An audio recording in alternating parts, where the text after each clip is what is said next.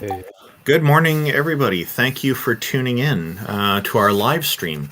We have a fortnightly program here where we run every Sunday morning, and we invite people to join us on our panel on our Discord stage to convince us that one or more deities exist.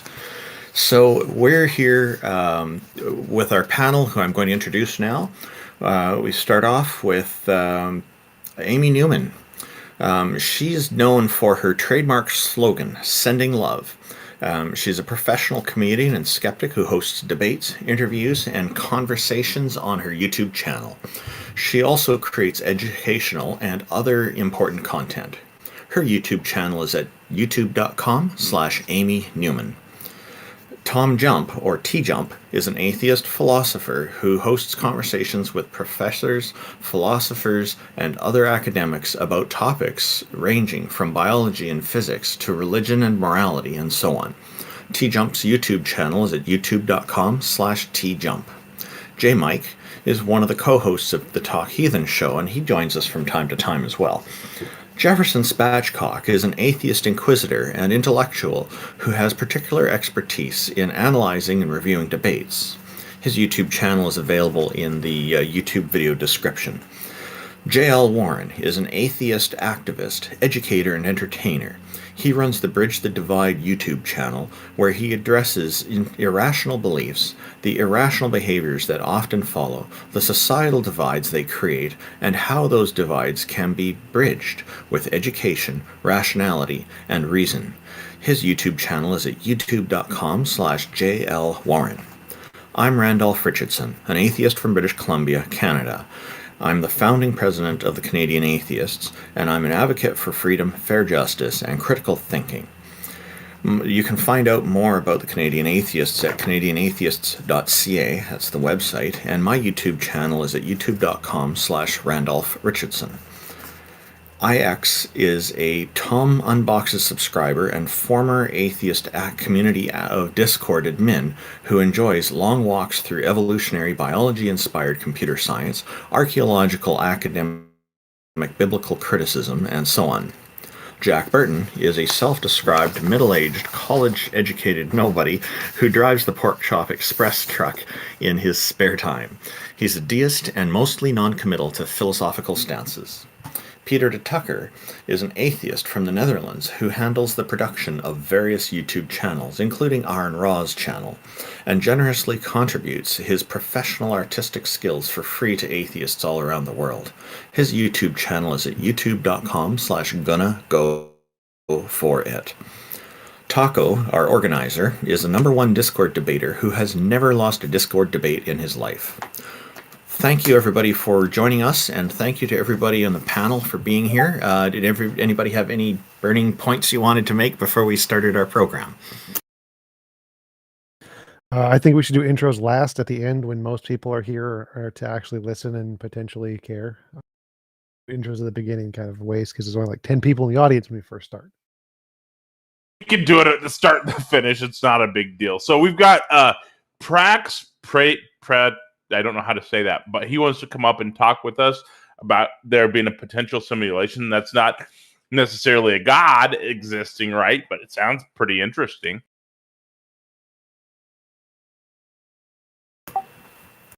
Hey guys. Max Prea Pooty. Good morning, Peter. So, I guess Pax might be a little busy at the moment. He was interested before the show started, so if that's the case, we could move on to another person. Yeah. Hello, Amy. Speak with him later. Is Randolph cutting out for anybody every like 15 seconds or so? A little bit. He's cutting out a little bit for me.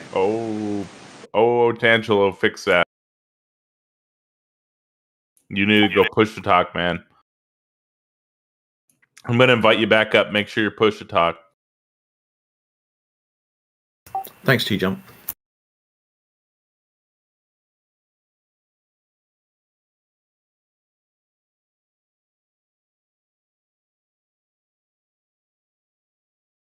Oh, it looked like Godless Girl is wanting to come up. Shall we bring her up? Sure. Good morning, Godless Girl. How are you? Muted. Yeah, your microphone's muted, as T-Jump just pointed out. How are you, Godless Girl? Welcome, and thank you for joining us.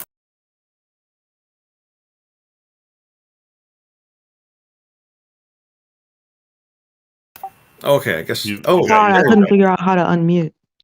Well, we can hear you now. How are you doing? Okay, how are you guys?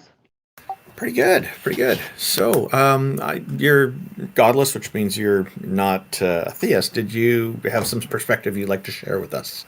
Yeah, well, I'm really critical of other atheists, though. I debate them more than I do theists. My ears perked up when I heard that Taco thinks he never lost a debate. Is that like just a joke, or is that true? The world may never know. I think it's meant to be tongue in cheek. So, no, it's otherwise completely legit, 100% factual, unquestionable, objective. Once again, the world may never know. Otherwise, an atheist challenging Taco on that is not really the purpose of the stage. Oh, sorry. Yeah. So, how would you guys respond to somebody who is saying they were a deist, but it's not like rationally justified? They're just believing it because of some intuition. If they're intellectually honest about it, then there's not a problem. So you wouldn't have an argument against it. No. Well, it's unfalsifiable. So it's just, if they believe in it and they're holding to it as an emotional appeal, they're aware of that. They're intellectually honest about it, and they're not running around making assertions about reality that everybody else should believe in it. Then they're allowed to believe whatever they want to believe, just as long as they're intellectually honest about it. That's cool. Oh, okay. I thought somebody would have, at least one of you would have some kind of objection to it. But just because something is unfalsifiable doesn't mean that you can have like an a priori argument against something.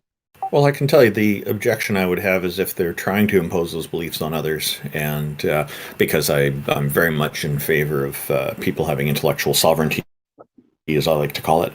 So, but I don't think that really addresses your question, does it? Well, I thought you guys would try to argue that somebody couldn't rationally hold that belief. Well, it's irrational, yes, but it's as long irrational as they're aware, or irrational. It's irrational.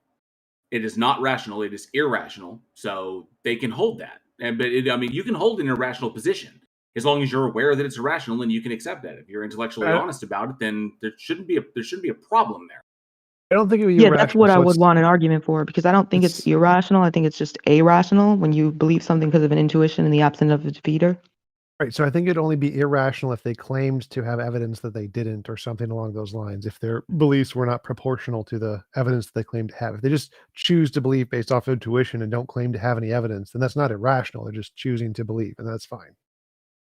Okay, so T-Jump agrees with me, but JL Warren does not. He thinks it's irrational. Do you have an argument that it's irrational, JL? It's not rational? Yeah, it's irrational, like I said. Irrational with an A. Okay, then it's irrational. Oh, you're backpedaling? I don't care. It's irrational. I don't care. Because this is not the purpose of the stage. You don't care if you backpedal? Okay. But I would just point out that there's no evidence that a mind can exist without a brain, and all the current evidence actually points to the fact that you need a brain, a physical, natural brain to have a mind. It's not backpedaling, Godless. I'm just giving you what you want so you can go away. Oh, okay. I don't have to be on stage if you don't want me here. Cool. I love everybody. Mwah. All right. Thanks for coming up. A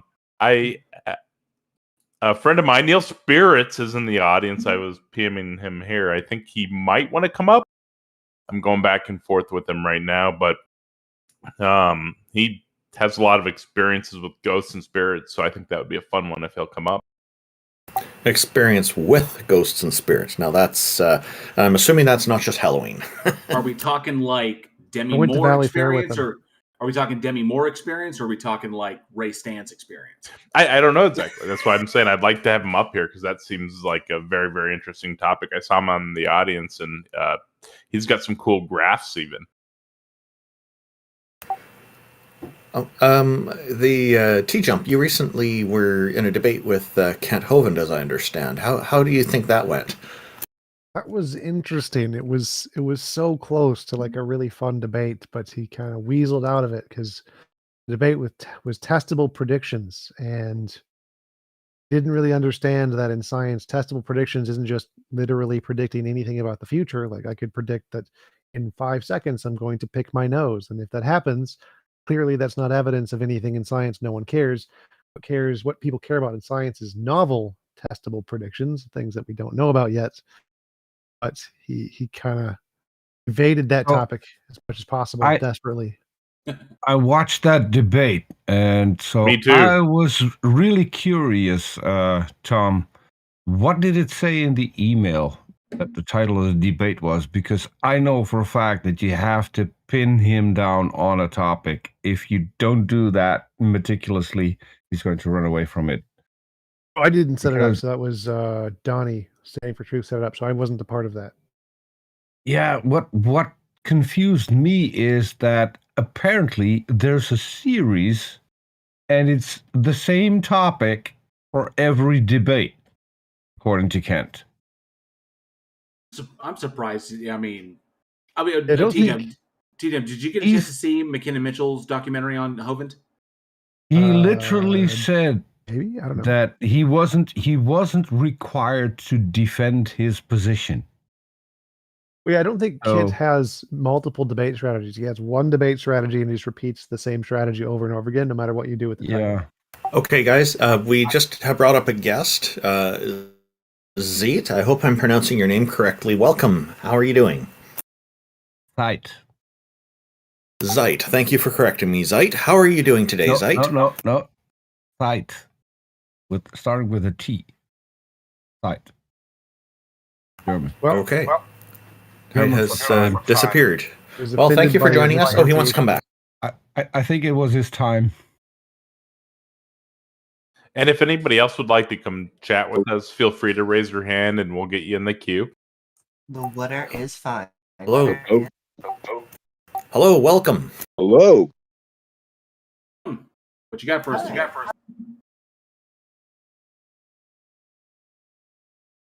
You can begin your argument. The floor is yours. Okay, so we've got Jordan in queue, so we'll go ahead and chat with Jordan here. What's going on? Good morning, Jordan. Good morning to you guys as well. What you got for us today?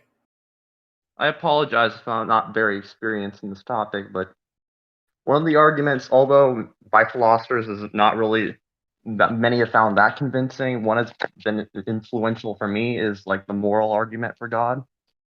And the reason why I see it as convincing is because when I look at things like moral naturalism or moral particularism, I generally usually assume moral realism is like the default position that most people have, because we don't believe usually that morality is subjective, that there must be like some sort of explanation for that, and the way to account for that objectively would be a moral lawgiver, because he always seems really intuitive to me, like an objective moral law would need an objective moral lawgiver.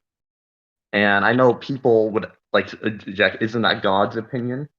Well, if he is sovereign, then he would be the foundation of such principles. So just wondering what. So if there is an objective moral, then it should be independent of a mind, I would think. And so, what would justify classifying it as objective when it is issued by a deity who obviously has a mind, a god or a goddess? I'm wondering how you justify that, because it seems to me that like the laws of nature, laws of physics and whatnot seem to be just an emergent property of reality. And so and they're objective. So if the moral laws that you're talking about are, and maybe you can give an example of a moral law that would work for this, but I'm interested in seeing how it would be kind of an emergent property of reality, I guess, part of reality. It should be, I think, independent of there being any deities. If I could add to that just a little bit. So I agree morality is subjective, but why not think morality being objective as a law of nature rather than a law given by a mind, like a law of legal system? Thank you, T-Jump. We also just to piggyback on that, we also understand that moral concepts being subjected to individuals, to groups, to societies, to nations, to the world in and of itself. That we understand that these things they derive from our empathy, from our ability to empathize with other people, formation of mirror neurons and the like. And of course, these are empathy and our ability to connect with the people, our ability to love. These were positively selected traits because they were. They supported our survival.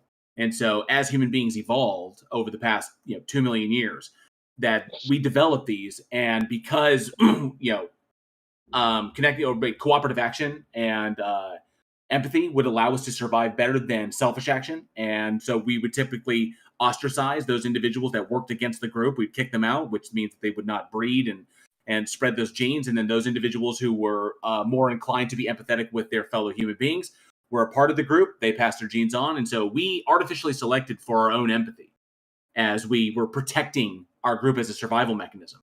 And so, and from our ability to empathize with others is where morals stem from, is where these moral considerations stem from. So we understand this as a product of our evolution. And instead of making a statement, I'll give it back over to you, Jordan, to answer it. But I do want to know afterwards just questions about hell if we are going to talk about the moral argument. But feel free to respond to anything those three gentlemen said. I apologize if I can't get to all your objections. They all seem like they're very worth considering. If I just don't remember them all. But if I were to just look at this in order, people spoke, I think Randolph pointed out morality is an objective morality wouldn't seem like it would be dependent on a particular mind. And, I think that there's some substance to that. And I think when I've talked to a lot of theists. Sorry, can I just clarify? What I did say, maybe I'm misunderstanding you, but what I did say was, it seems to me if it's going to be objective, it would be independent of a mind, is the wording that I used, like the laws of nature. So the moral laws would be the same thing, emergent properties of reality, regardless of whether there's a deity. And that's kind of what I was getting at. Fair point. I'm sorry if I misrepresented you. No problem, man. No problem. Regardless of that, I think in my experience when I've asked this question, people usually ground the moral properties as like the essence of God or in his properties. So it's not just based on the minds, but on like the divine. They're often referred to as like transcendental categories or properties of God. And what I've experienced, people will usually ground that to say that, oh, well, it's not like he's making a decision. It's in his essence in which we can derive that these laws are given. And if I were to move on to, I think it was T-Jump. Can I just quickly respond to that? Can we break the laws of physics? They seem to be consistent. We don't seem to be able to do that. We seem to have to be working within those laws. So, and they seem to be objective. If that's also the case, we have objective morality, then I would expect logically this to be the same. We would not be able to violate these moral laws, and yet people are violating what people consider to be moral laws, like not murdering other people, not stealing from people, not vandalizing property, and things like that. Well, that's a good point. Though I think what I'm just going to appeal to a distinction David Hume made, is that there just seems to be a distinction when we look at the laws of physics between is claims when we're describing the world versus describing it ought. There seems to be a difference between the claims that someone is murdering another person versus you ought not murder that other person. They seem to be they're categorically different. So in that sense, it doesn't seem like you could derive a statement that's just a fact describing it versus those ought statements. So that's why I would probably just draw that sort of distinction, because how would you derive any sort of moral claim?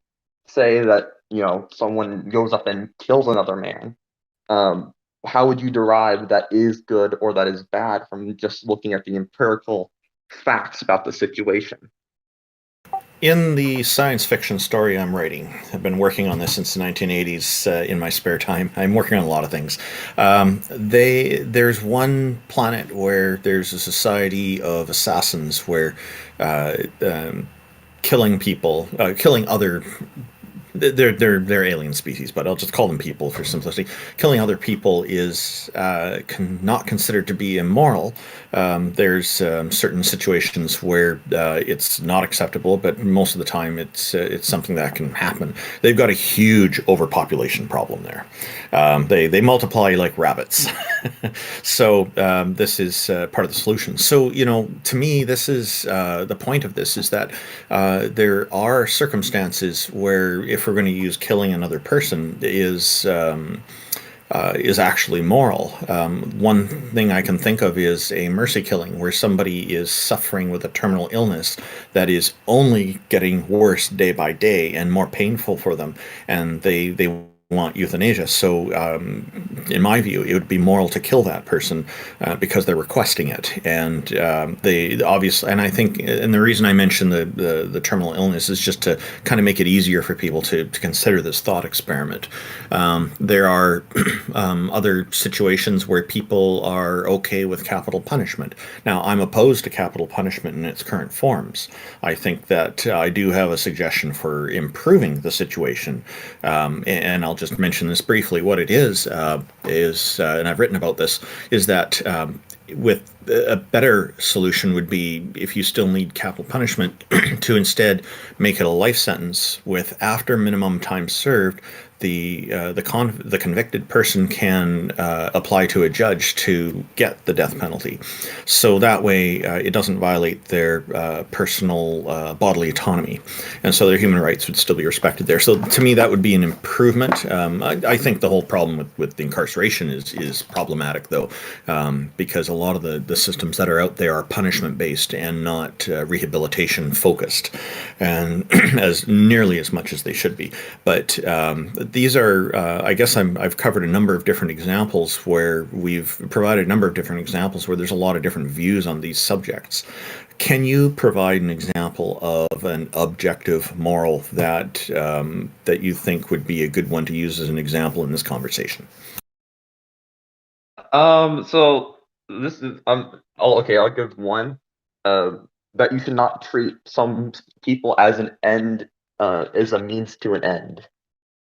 I think that will just resolve in some sort of like utilitarianism kind of thinking, where you just view people as a means to get some sort of utility or pleasure points, which I think can be kind of arbitrary if you line it up. At least that's what I'm inclined to think so. So I think that objective moral law or maxim could be formulated as you should treat people as ends in themselves, because we're all products of like rational decision makers.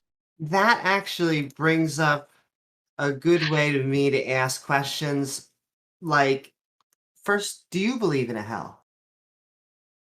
I'm curious. Presently, I don't know, to be honest. I wanted to go back to Randolph brought up a really good point that I kind of like rephrased it when I was talking. Is if we agree morality is objective, objective meaning it's not up to our opinions. The things that we know of that are objective are like laws of physics, gravity, electromagnetism, weak, strong nuclear forces. Those are objective facts. And so if morality is objective, it seems to make more sense that it's going to be like one of those things, a law of physics, rather than a thing determined by a mind, like a God-based morality. So why would we think we agree morality is objective? Wouldn't it make more sense that it's going to be one of like the law things, the gravity, more than like a law of legal system, like a God-based, God says it kind of a thing? Well, here's the thing, though. I do treat it as like those laws of physics, and I'm not saying that of it being objective, and that it's purely based off of like a will of God. It's in his very nature, not just a decision. Otherwise, you get problems like the Euthyphro problem. I can't pronounce that right, but The basically, the Euthyphro dilemma. yeah. That's how you pronounce it. Anyway, you get situations like that in which it seems like morality can be construed as morally arbitrary. So it seems to me that you would have to phrase morality as a sort of objective, like nature of God, in order to avoid those problems. Is not just dependent on mind; it's about the facts of God's nature. Well, Yeah, wouldn't it just be better explained without the God part? Just say it's a nature of reality, like a law of physics. Why do you need why is the God part even included in that sentence? Well, it's because it's contingent upon his existence, um, within his nature, and But Jordan, so just to clarify, just make sure I'm all caught up on your position, is that you're asserting that there is an objective morality and God is the foundation for that objective morality, correct? yeah. Okay. And that you hold to certain moral standards because you get them essentially from God, and that you hold those moral standards to be objective. Yes. Okay. But if your God were to command you to do something that was different from that, like if your God commanded you to kill somebody and you believed in 100% certainty that it was coming from God, despite the fact that you priorly held the moral consideration that you would never do that, if it came from God, then how would you reconcile that? Well, I think as humans, we're morally fallible in the sense that when we're going throughout our everyday lives, we don't have access to the appropriate knowledge at all the time, versus like God, who has access to all the facts in the world. So I think that's kind of a relevant factor because, like, for example, if you're trying to find out who's like the burglar of, like, if someone broke into your shop or something, right? And you see a person who's just coming out and he looks very suspicious and you want to go and interrogate him, but like somehow God reveals to you that you shouldn't do that, and it's probably part of his plan, and somehow he gets find out because the police are waiting outside and you didn't have to deal with anything because you're inside, whatever. I think that's kind of a bad example, but what the point I'm just trying to illustrate is that, um, I think if God were to somehow reveal to me directly those types of messages, I should trust him because of the knowledge he has. Also, due to the fact that I have, that he's omnibenevolent, and an omnibenevolent person couldn't lie. Okay, If but the issue there is that I was kind of like going somewhere with what I was asking. I'm sure why you keep saying this is evidence of God. Like the reason you brought this up is you said one of the potential arguments for God is the moral argument. And my argument, what I said was that why is this evidence of a God? Because I can grant there's objective morality, but if it's objective, that means it probably has nothing to do with the mind. Like you said, it's the nature of God, which it's fine. Then why do you need the consciousness at all? You can just get rid of the consciousness entirely and say it's a law of physics, nature of nature. Why would this morality, why couldn't it be grounded in nature without any mind of any kind related to it whatsoever? Well, because of the is ought distinction that I bring up, and I'd have to point out that if it wasn't based in some sort of, you know single deity, then it seems that morality would be clear in a sense. Jordan, can I get rid of that is ought problem? Because you said something very interesting, which is God has all knowledge. And you seem to imply that the more you know about something, the more we can understand this objective morality. And I guess if knowledge is not going to make us more moral, why does God having all knowledge make him more moral? Well, I mean, if you have more knowledge about something, you're going to have, a greater access to know how to act on a certain thing. Because if you treat Agree. the morality as laws, if you're like a lawyer and you know the legal code, you're obviously going to be able to act upon those laws and deliberate more effectively because of your knowledge. I'm not sure. Could you mind? Do you mind? Could you rephrase your question, because maybe I just missed it? Well, it just seems T jump and I'm somewhere in between, but I'm leaning towards a morality and situations that we can objectively understand ethically, but I think we could take a God out of it. I don't understand. In fact, it seems to lie on this being that is all knowledgeable, and I just don't think we have good evidence for that. Nonetheless, I think we can become more knowledgeable in ethical situations, in morality. Well, if we were just going to go from that premise, I can see how you might want to do that. You'd have to engage with things like the problem of the criterion, which I think is especially potent in epistemology, and it can apply to morality, is that the problem can be phrased as, how do you form a criterion for that? And if you say you put in a criterion, right? Like, just say it's utilitarianism, for instance. Is Then God's nature. Then you could just say, what's the criterion for that? And so forth. And I think if you don't have some sort of like objective grounding for your criterion, then it seems that people can disagree about what morality is. And if people can disagree, that means there doesn't seem to be a truth of the matter. If this only is the case if morality is grounded in human beings, for instance, then it seems that disagreement would lead to moral arbitrariness. Well, so you could apply the problem of the criterion also applies to God. So you can say it's grounded in God's nature, and then we can disagree because we're atheists. That doesn't make any sense. And so the problem of the criterion applies to every model, including the God model. The God model doesn't solve the problem. So that wouldn't actually help your position there. But I think Amy brought up a really interesting point. With the is-ought problem, knowledge is all is. So you know all is statements. And if God has omniscience and knows all is statements, it doesn't get you to an ought. So the is-ought problem would mean that his omniscience is kind of irrelevant because it can't get you from any of those ises, and all of his infinite knowledge, they're all is statements, and none of them get you to an ought. Well, I mean, it just seems like God would have some sort of moral ought, like his. I don't know exactly what part of him would be an ought, but there would be some sort of ought in tribute to God, but I'm currently not really sure in how that would be, like what type of foundation that would take place in. Yeah, it doesn't make sense to me to say that like ought exists as like a part of God somewhere. Like I don't even know what that means. It's one of his attributes. We normally say benevolent, omnipotent, or at least in the Western theistic sense.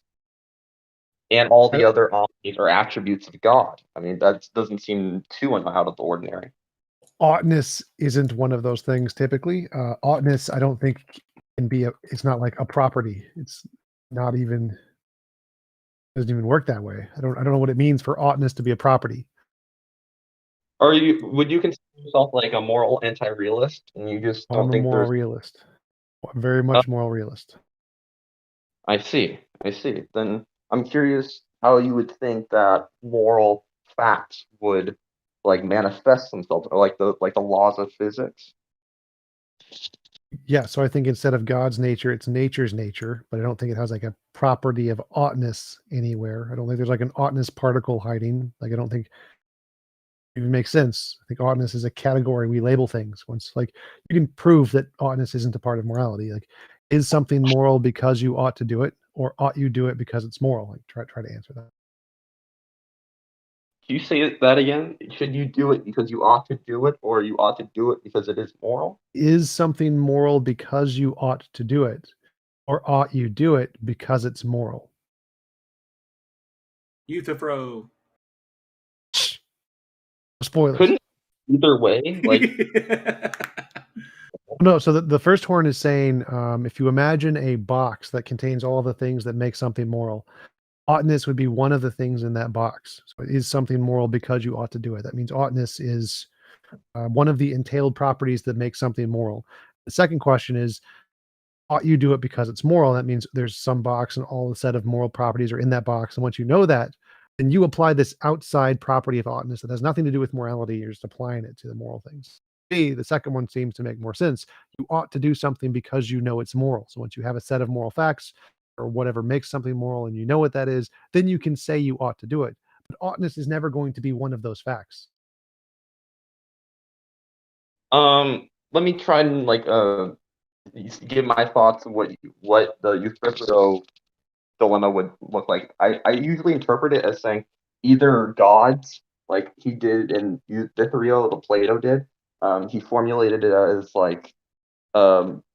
should the gods do something, or is something pious? Because Well, so just to clarify, what I said literally has nothing to do with the Euthyphro dilemma other than the structure of the argument. So my argument is something moral because you ought to do it, or ought you do it because it's moral? So forget the Euthyphro dilemma. I'm going to be honest, I don't know, to be honest. Okay, that's fair. It seems like obvious you ought to do something because it's moral seems to be the correct answer there. So I would say that no, oughtness isn't really property and morality anywhere. It's something we add on later. But I still wanted to go back to also, if moral determinations can change, or if God determines what moral considerations are, like what moral valuations are, or what the morality is, if God makes that determination and there is a change in that determination, or if there is a change possible in that determination, or if God can change it, then it's subjective to God. So it's subjective to God or it's subjective to human beings. It's one of the two. Because if it was objective, then God would just be appealing to something outside of it. This would be, God can't violate the objective morality of the universe. So it's subjective either way. It's subjective to us or it's subjective to God. It's one of the two. Well, why couldn't it be like, how foundationalists have some non-inferential beliefs? It would be like a sort of non-inferential belief with God being the foundation of morality. There would be further justifier, because that would be the self-justifying beliefs. I forget what foundationalists use as the term, but it's basically like self-evident beliefs or something like that. Well, it doesn't work because, again, it goes back to what I said before. If you want to say that there's some kind of foundation, ultimate foundation that is the ground for morality, you can just say it's nature. You say there is a necessary aspect of nature, a quantum field or something, and it grounds all the laws, and morality is one of those laws. And the God part is completely arbitrary. It's irrelevant. You don't need it. That's actually, I want to piggyback off of that, because that's where I was kind of going in the very beginning of this, is that if we have the explanatory model of where our morals come from, and we understand that they are essentially they're derived from our empathy, from the empathy that we have for one another, the empathy that we have evolved over time, because we've artificially selected for that, because it's what aided our survival. So even if we weren't consciously aware of it, we realize cooperative action works, selfish action does not work. So we want people in the group that are cooperative. We want to get rid of the people that are selfish. So we ostracize within the group. Their genes don't get passed on. And so empathy becomes a positively selected trait. So we artificially selected for this. We understand this. It has explanatory power. It explains things. So just saying God is it doesn't offer anything. It's not an explanation. It's simply you're making an assertion about something, regardless of the evidence at hand. So if we have this explanatory model of where morality comes from, where morals come from, where moral valuations come from, of where empathy comes from, and we understand this, why do we need a God to explain it?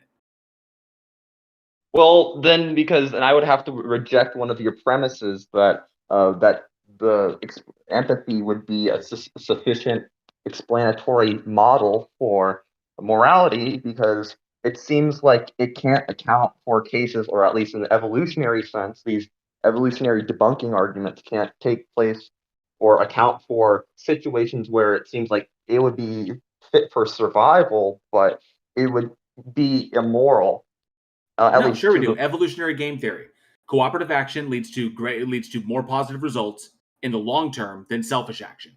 So selfish action leads to positive results in the short term, but negative results in the long term. If everybody acts selfishly, then the society or the civilization will fall apart.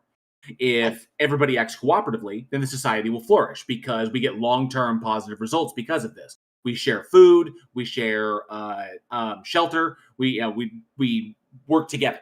So we learned this very early on, And the thing that facilitates that is our ability to empathize, but that empathy comes from mirror neurons. And mirror neurons are things that exist in many species, not just us. So we understand this, that mirror neurons are integral to developing empathetic relationships with other people. So through this evolution of mirror neurons and our ability to empathize with other people, we understand and we have an explanation as to where all this comes from, as to where our moral considerations, our moral evaluations, why they are subjective, because they're subjective from individual to individual, group to group, nation to nation, all over the planet. It's all subjective. So we understand this. I'm saying in the face of an explanatory model, why do we need to appeal to something that offers no explanation? Jordan, I can illustrate this to you, what JL is speaking about.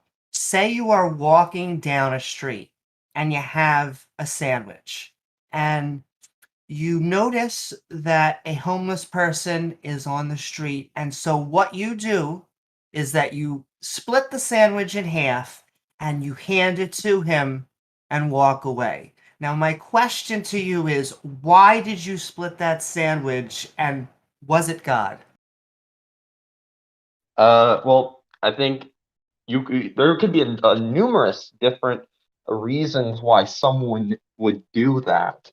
Okay. Like hand a sandwich to someone. It could be for selfish reasons. Like he could want people to recognize him for fame, for approval upon his peers. He could do it because he just wants to help out the guy. And like the empathy that GL Warren was talking about. But he gave him the sandwich because he looked hungry, right?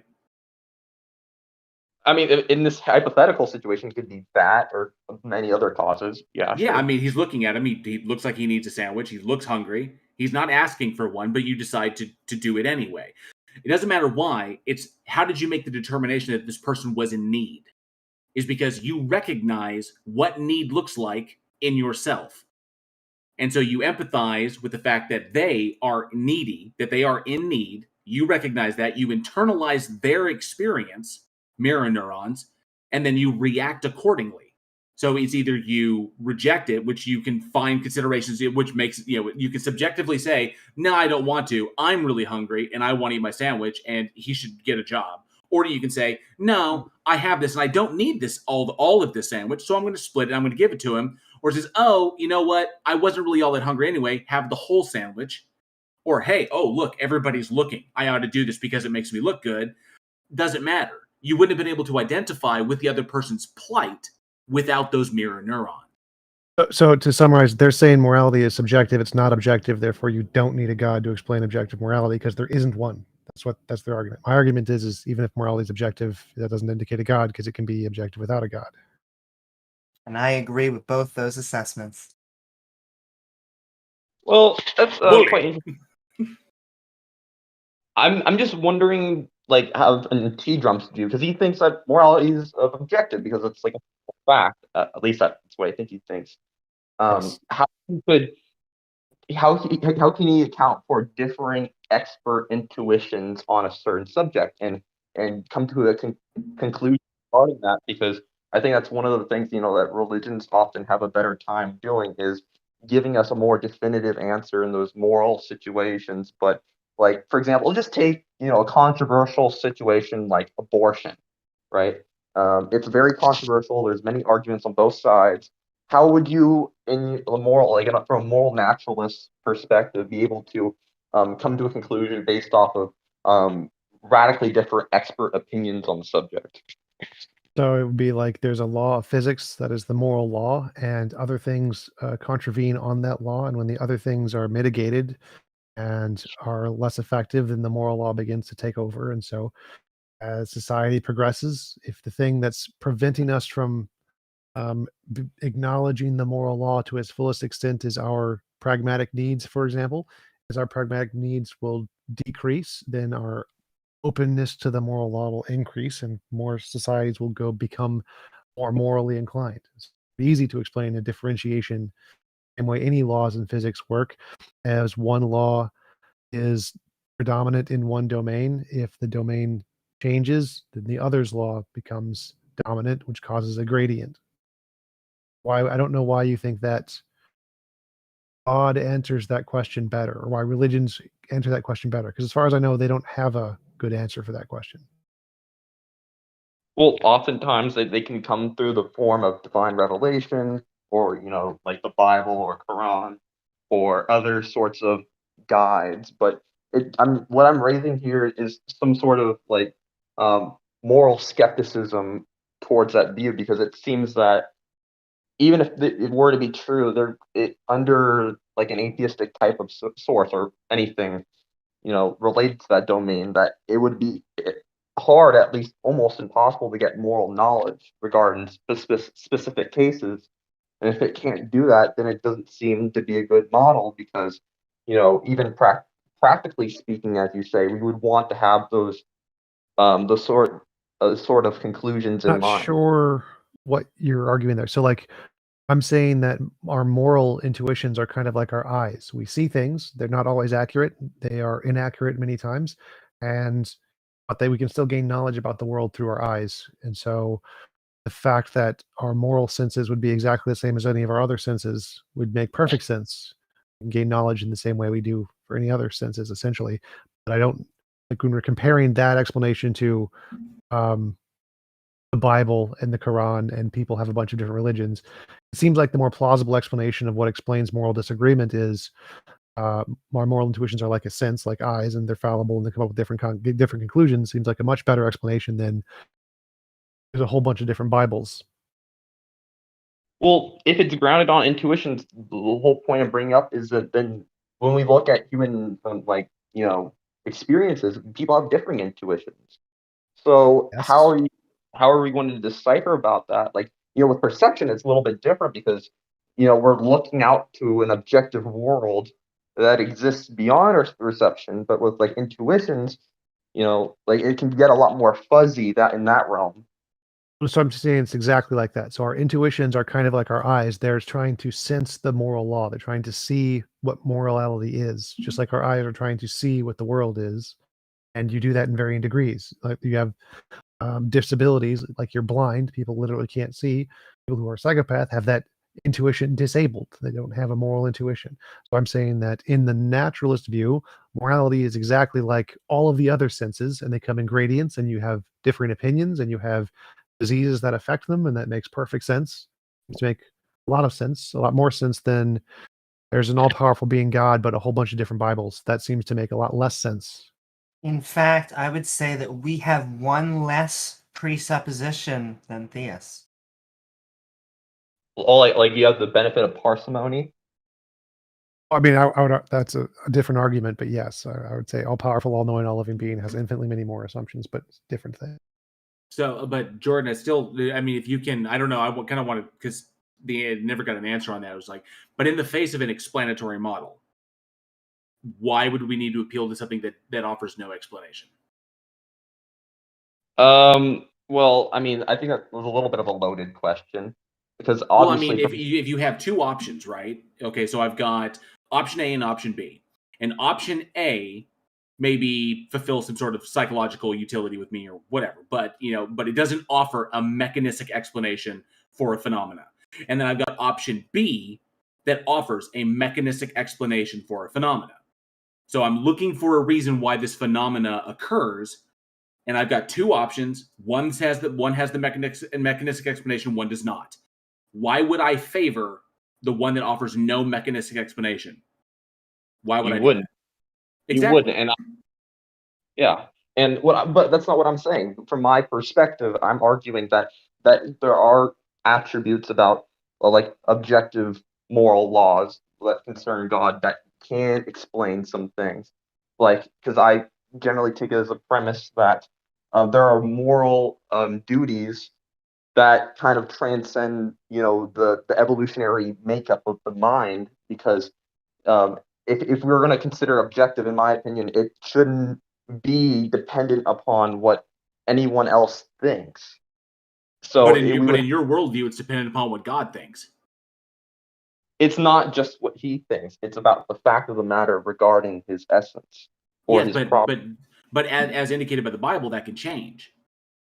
When God makes a determination that one group of people should be killed and then other people should not be killed, and the reasons for those are different, then he's justifying murder under certain mitigating circumstances, and then saying murder is not justified under these mitigating circumstances.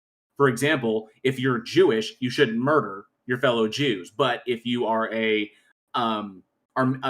someone else, go and murder them. See, that makes it subjective. That's a subjective determination. So, like I said, give me a moral law, give me an objective moral law that doesn't require appealing to an agent. In terms of if we're talking about moral acts, you could probably argue that this it depends on how you define agent. It's not that simple. Like if we consider animals as agents, when we were talking about, otherwise we'd just be talking past each other. Well, if an agent is something that can choose, because if something is objective, it is outside of it. Literally, is something that it is true regardless of what you think, feel, or whatever power you have. Okay, you appeal to the objective, and if there's no objective to appeal to, then it's subjective determination. So that's what I'm saying. If these are objective, then God is not appealing to them. Then I'm saying that, but we see the evidence of it, that it is subjective to God. God makes these determinations on the fly. Like, for example, at one point, if God exists, if God actually exists, then slavery was moral at one point and had specific rules set down for it. But now, slavery is not moral. So there was a change there. Well, even if we take in general principles, I don't think that anyone would dispute the fact that even if there's an objective law that it can differ in some cases, but that doesn't mean it's subjective. Like, for example, even if we have laws that say you shouldn't kill, there's still reasonable exceptions to the law that it's still objective. That it is United States law, but you're allowed to kill someone if someone's murdering your family that makes it subjective. Unjustified killing is one. There's justified killing, and then there's unjustified killing. And right. Justified killing is within the parameters of the law, and unjustified killing is outside of the parameters of the law. They're both the same action, but that makes the determination of these things of when they're legal or when they're illegal or when they're moral or immoral to be subjective. And can I actually just ask, Jordan, maybe this will cut to the heart of it. Do you think that something is good because God says so, or is something just good and God says so? Well, that is that is the word I cannot pronounce ever. Euthyphro. Sorry, I just got my retainers in, so it's hard to speak. Okay, you're good. Regardless, I think that's a false dichotomy. I think there's more options that can be presented. So, in that, right, instead of it being independent of God or just a choice, the usual option is to say that it's grounded in this nature, which is a third option that is valid.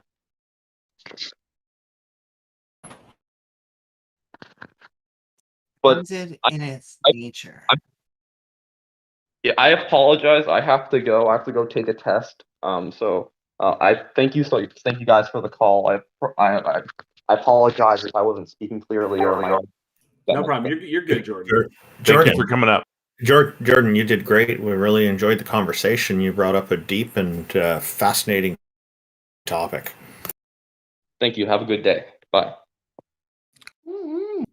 That was a good conversation. Now, feel free to raise your hand if you'd like to join us. Concrete, we see you in queue. Hang on. Aaron? Oh, yes, sir? I'm just wondering if maybe J.L. Warren, you sound like you're familiar with the Euthyphro dilemma. Would you be willing to talk just briefly about it? Well, I mean, I know a lot of people in the audience are they're familiar with it. Just saying, all I'd have to say on it is that just saying it's grounded in God's nature doesn't answer the question. That's why it is the Euthyphro dilemma. But ultimately, I think you can derive from it is that morality is either it's arbitrary to either God. If God exists, then morality is arbitrary to it, or if there's no God, it's arbitrary to us.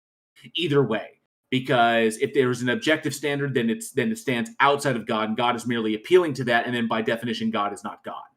Given the kind of Abrahamic standards of what God is determined to be, so that there's nothing objective outside of it. So I think a lot of people understand that, but I will just throw out there that just saying morality is grounded in God or grounded in God's nature, that just means it's a subjective determination, because God makes the moral determination as to when things should be applied, what things are moral, what things are not moral. And this changes, it moves, it very much seems to adapt to what humans think over time, and that would inherently, that just goes to show that it is inherently subjective. But that's pretty much it. Just throwing out there the objective. I had another theist running, try to do that, say, oh, well, it's grounded in God's nature. That's it. And that's not an answer to it. That doesn't solve the Euthyphro dilemma. That's a nonsense response that appeals to nothing. Yeah. Just imagination. If I could just not really. So oh no, absolutely. It's a legitimate response to the way Euthyphro dilemma is phrased and interpreted in one sense. Like the way it's phrased in Socrates' actual work is slightly different than the way we say it, like is something good because God says so, or does God say it because it's good? That phrasing is not perfect phrasing. It's a generalization, and in that generalization you can apply this, oh well, maybe it's God's nature garbage. But the point of the dilemma in Socrates' thing, you're right, it doesn't answer that one, but it does answer the imprecise phrasing of the way that most atheists say it. So it's usually best to like phrase it slightly differently. What's the best way to phrase it? Is something good because of God deems it so, or is it good by something other than God deems it so? I just want to say, it just seems like they want their cake and to eat it too, because it takes things from subjective and objective morality, because arbitrary, it would be based on a mind. It would be based on this being, and yet it has somehow an objective quality to it that gets away from every other mind that we know of.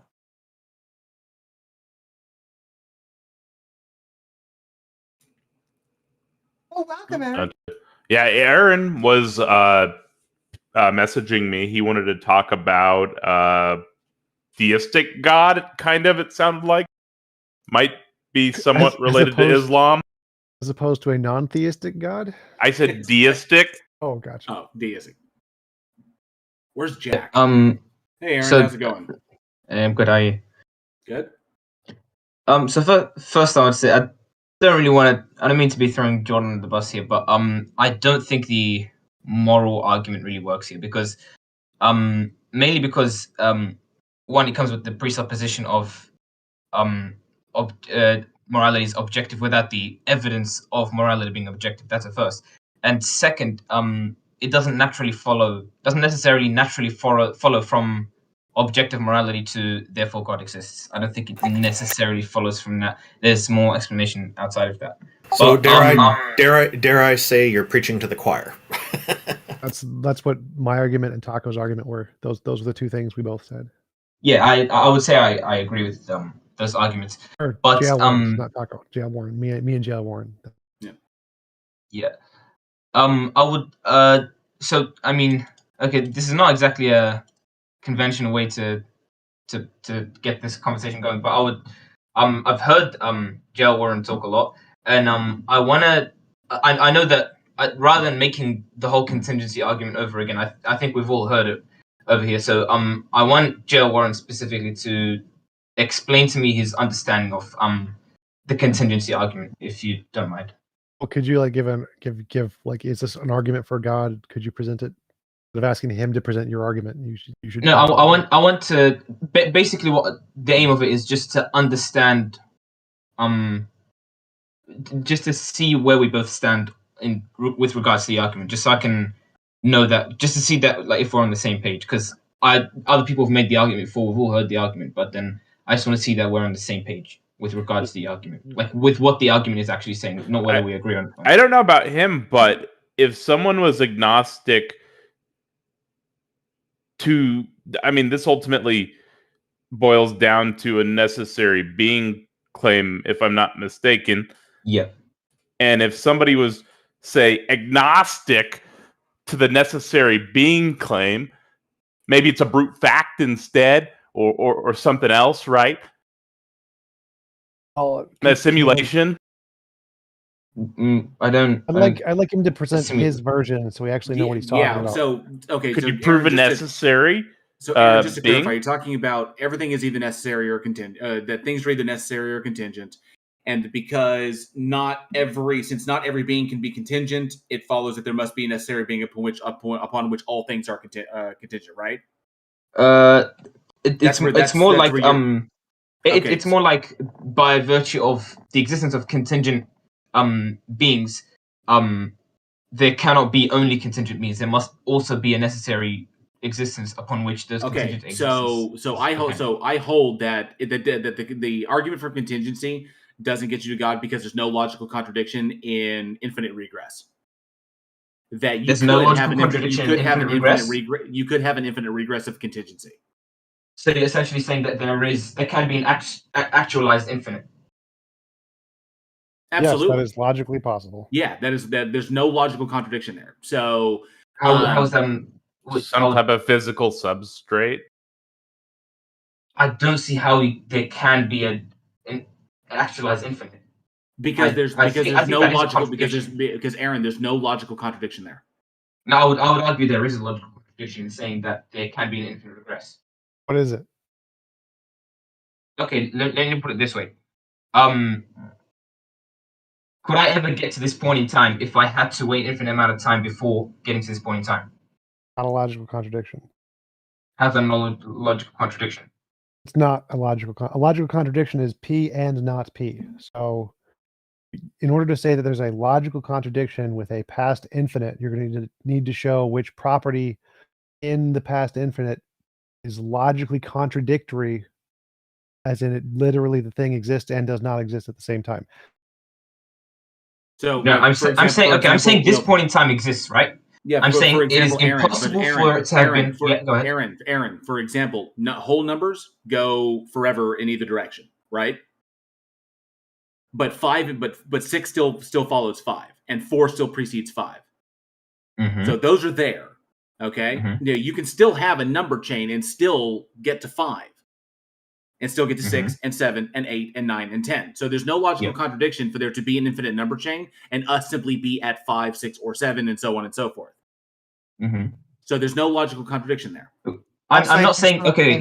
Here's what I'm not arguing against that. In abstraction, it is possible for there to be there is an infinite number of potential outcomes. Let's say, or there's a potential infinite, right?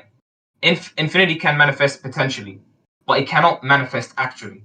It cannot be in the physical world.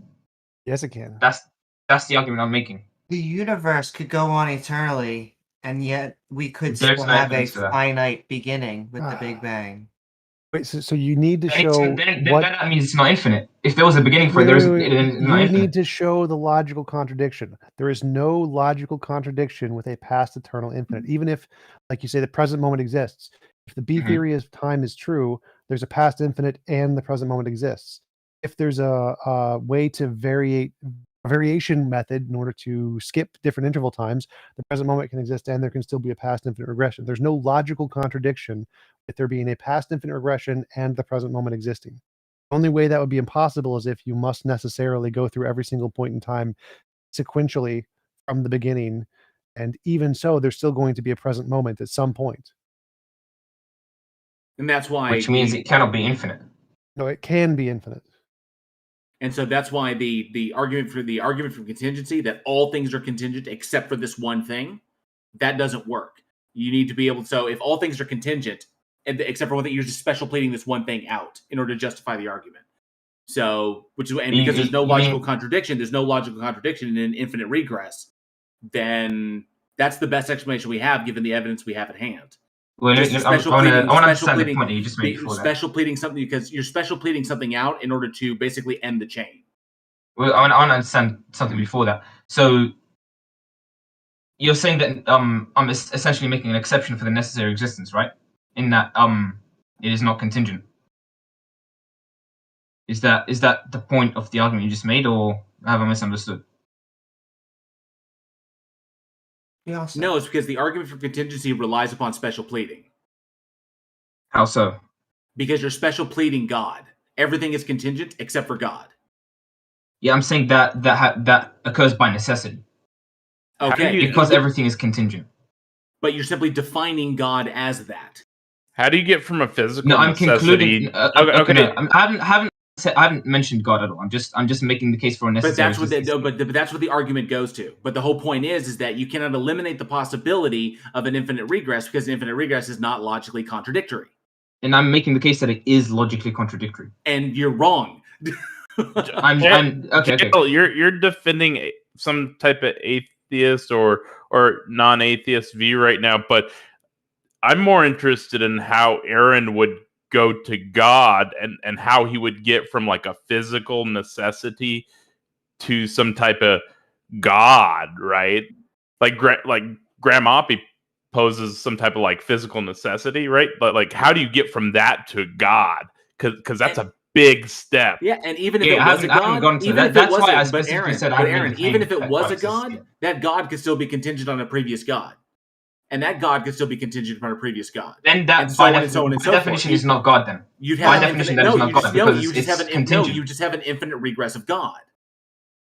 Which then technically, it's not, if God is eternal, that's what that is. Because God would have to eternally exist. God would have to eternally exist into the past before God arrived at the moment of creation. So there is no logical contradiction in it from either direction. We're just saying that there's insufficient evidence to warrant belief in a God, and your special pleading by basically saying God is the stopping point. Everything is contingent except for God. No, everything is necessarily contingent upon God. Well, Aaron, can I ask? I have a claim. I believe that God is contingent on humans, and that's where all the evidence lays. How would we know the difference between God being contingent on humans or humans being contingent on God? I don't understand how God would be. Can you clarify that, please? Sure. So if we were to eliminate all human minds, Yahweh would no longer exist because he only exists in our minds. And so if you were to eliminate all humans, God would cease to be. He's contingent on us. Okay, is that in line with the idea that perception is reality? Perception is reality? I don't know. I don't know why you'd make a one-word definition, like perception equal reality. No, perception's perception, reality is reality. Okay. I just wanted to clear that up. Wait, so you're saying that... Okay, so you're saying assuming that the contingency argument is true and that necessary existence exists and that there is God, right? How do we tell the difference between both contingencies? You're saying we're contingent on God. I'm saying God is contingent on us. How can we tell who's right? Okay, let me just clarify this just so I can understand it better. So you're saying that you're putting the contingency relationship aside for further questioning, but you're saying, let's say hypothetically there is God, right? No, I'm saying I'm not saying hypothetically. I'm saying God doesn't exist. We create him in our mind. And so if humans don't exist, God wouldn't exist. Just like any other fictional character that we create. Yeah, that presupposes that we do create God in our minds. It does. How can we tell the difference between you presupposing that God just creates us? I don't understand. I mean, I don't know how else to tell you. Like, do you think, how about this? Do you think that Thor and Odin would still exist if humans did not exist? I'm saying Thor and Odin don't actually exist. I'm making the case that God actually exists. You're starting to understand the atheist position.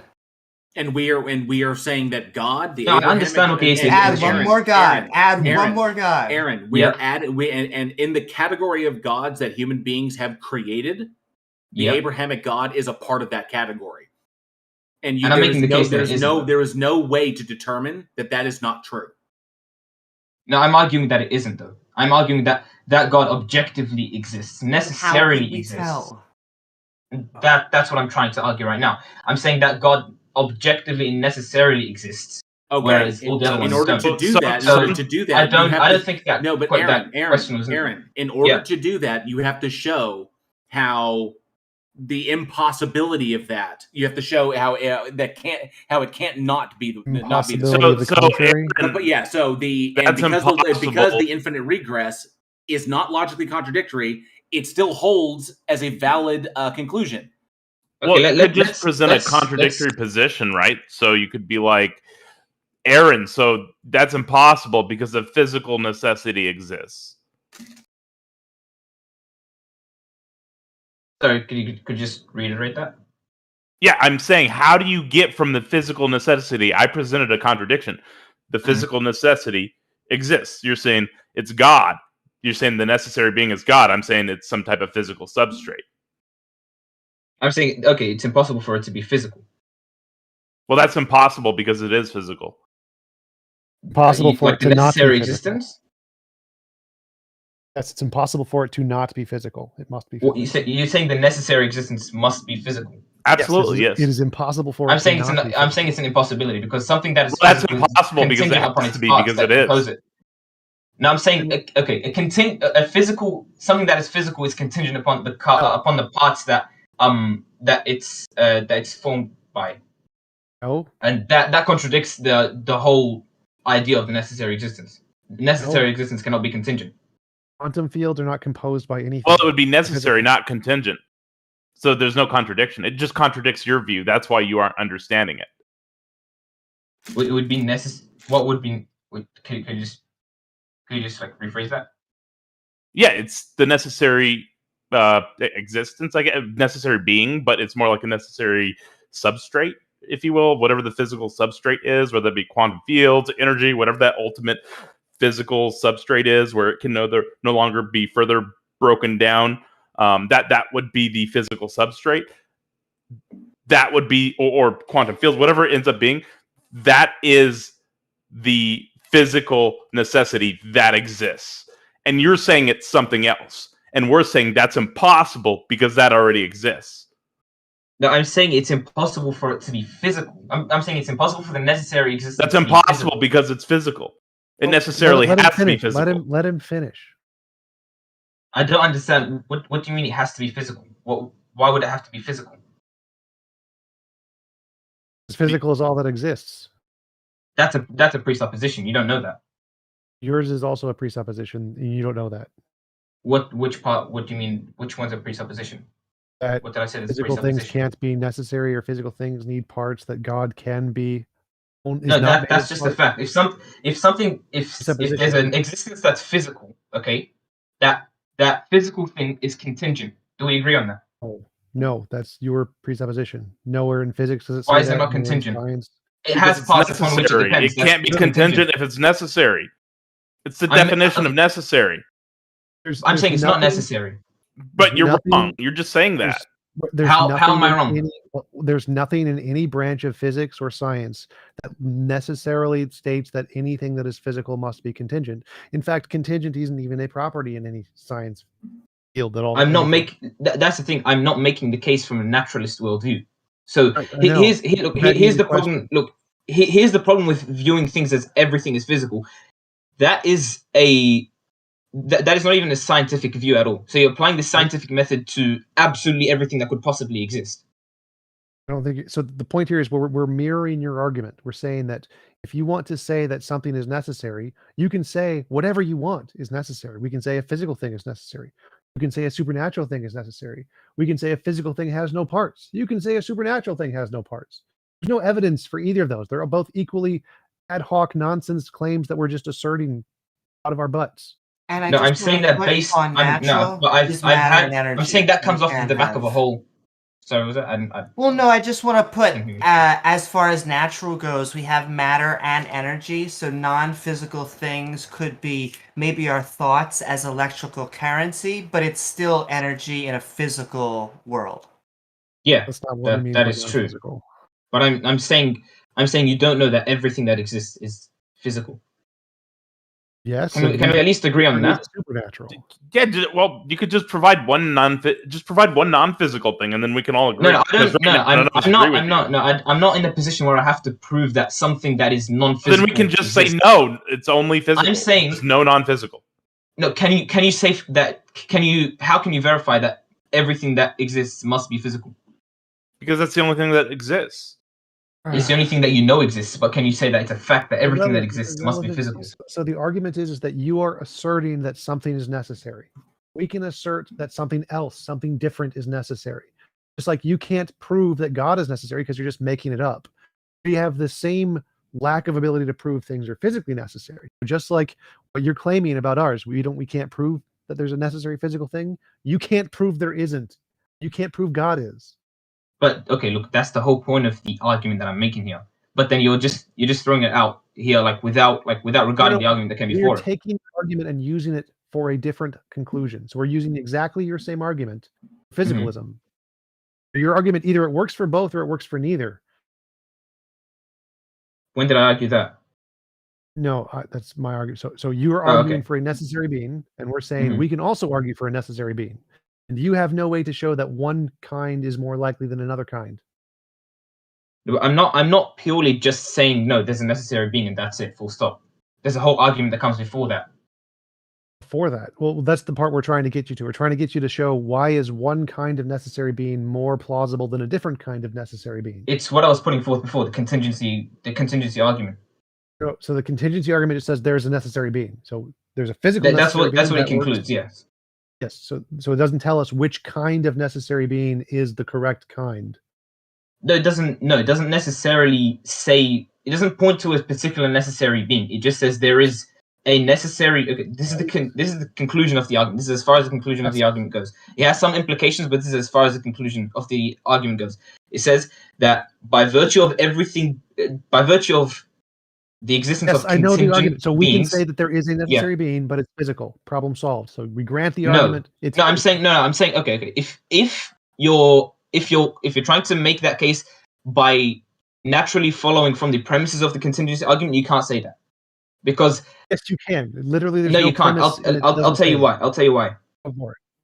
Because if you take the premises of the contingency argument, okay, you are saying that anything that is contingent is dependent, and everything that is every contingent thing has to depend on the necessary existence, right? And the necessary existence cannot depend on anything else because it's necessary. And it can be right. Physical. Otherwise, you'd have and it can be physical quantum field. No, I'm saying it's not possible for it to be physical. I know you're saying because that would make it contingent. Stop. That would make it contingent. That contradicts it being necessary. Stop talking.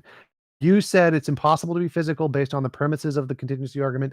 None of the premises say it can't be physical. It's not in any of the premises. I can grant all of the premises. I can grant the entire contingency argument and say it's a physical quantum field and it's necessary. There's no part of the argument that says it can't be physical. It doesn't exist. Okay. No one says that. Yeah. Okay. Now. And can I ask, Aaron, what specific God do you think it's contingent on? Does that really matter here? I'll be honest with you. I think that's the most important, because I think in my experience, it has been that theists of a specific variety like to defend deism, because once you defend miracle claims, it starts to sound a little silly. I mean, to be fair, if he could get us to deism, that would be closer than we are now, right? So it would be. I have big problems with deism. I have big problems with a mind existing outside of a body. We could go that route, but well, it's not necessarily. I mean, deism. No, I wouldn't make that. Deism could be a sufficiently powerful enough agent that kicked the football in the universe and then pissed off with no evidence of its existence, and it doesn't interact with us. So that could very well be deism. But if he's asserting something beyond deism, that's when you're going to get into problems with the logical entailments. And I'd also say it's why most theists believe that. It's much harder to defend a specific kind of a god like Islam or Christianity. That's very difficult to do. So if you're trying to make him defend that kind of a thing, it's going to be a much more difficult task. So I like to give him the benefit of the doubt, give him the easiest argument he can possibly present, contingency, and see if he can actually make that work. Give him a much smaller burden of proof here than trying to actually pick a specific god. But Aaron, T-Jump is correct there. There's no provision that there cannot be a physical thing that is necessary. There's no provision for that. So it could be a physical thing that is necessary, and then all other things that are physical are contingent upon that necessary physical thing. Okay, can the necessary existence be contingent? Oh. No, by definition, in this argument, it's necessary. Yes. Okay. So we agree on that, right? Yes, that's one of the premises. Okay. If it is necessary and it cannot be contingent, anything that's physical is contingent. You're just defining that's not a premise. contingent. That is not in the argument. I can just add in the premise that say anything supernatural is contingent, but it's not there. I was just making sure. Okay, let me justify that claim then. Okay. Do physical things depend on the parts that they are composed of? No. How so? What do you mean? No. Space and time are. They require those parts in order to exist, right? No. Space and time are emergent. They're not the most basic things. So no, and there are many physical things prior to and outside of space time. That doesn't contradict what I said, though. Yes, it does, because you said it's based on temporal, like what's before it. And so if space-time is a specific field, and there's a different field that's outside of space-time, there's no before. It's outside of space-time. So if space and time are I didn't make any argument about sequence or time. You said it's contingent on what's before it. Said. No, I said it's contingent on what it is composed of. Sure. And so there's physical things that are not composed of anything. Quantum fields are not composed. They are not composed of parts. But they are dependent upon other things, right? No, they're dependent on nothing. They are the most fundamental necessary thing. They're contingent on nothing.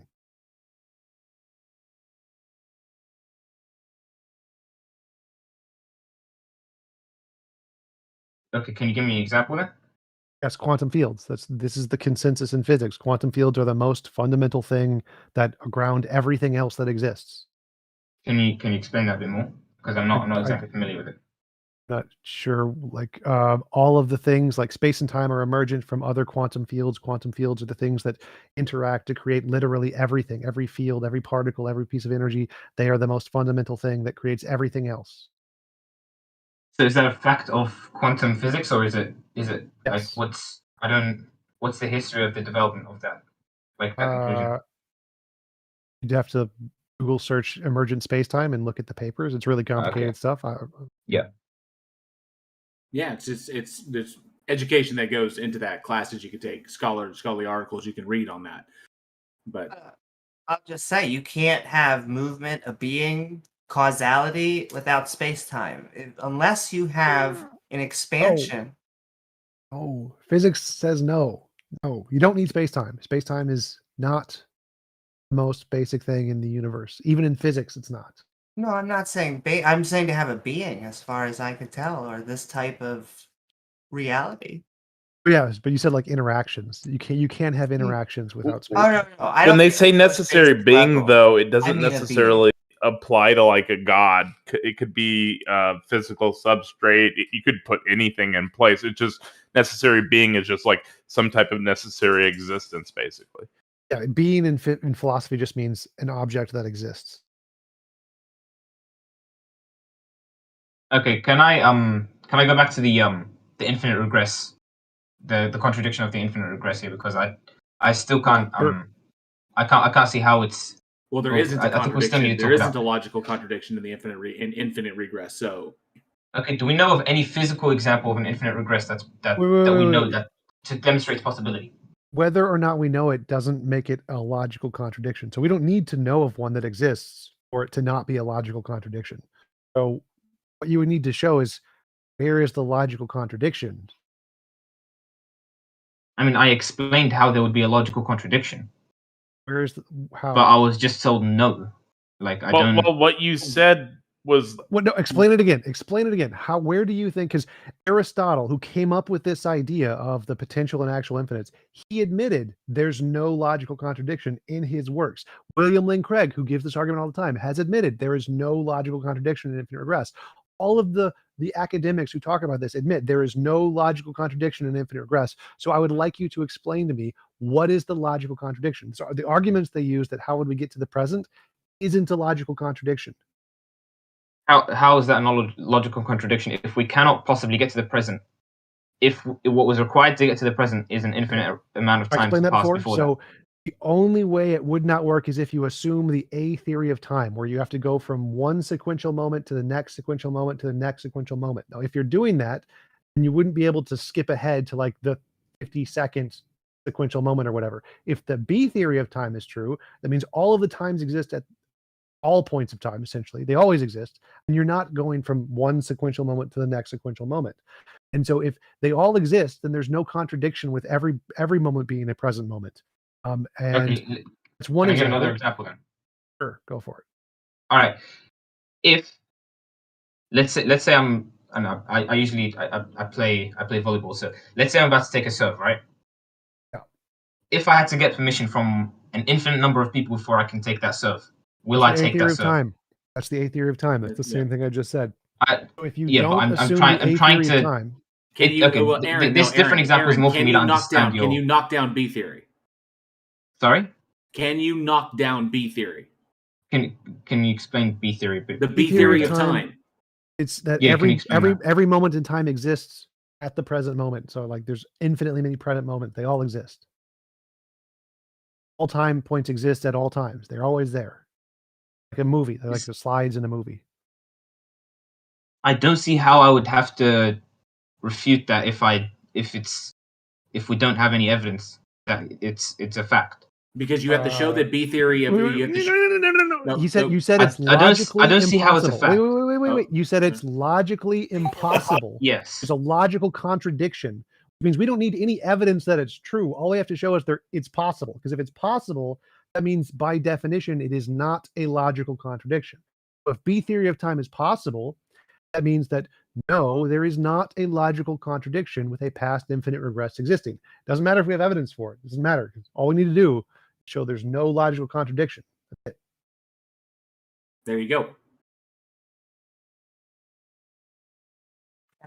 Still want to see any evidence that there can be a consciousness on the quantum level or supernatural level or even beyond that.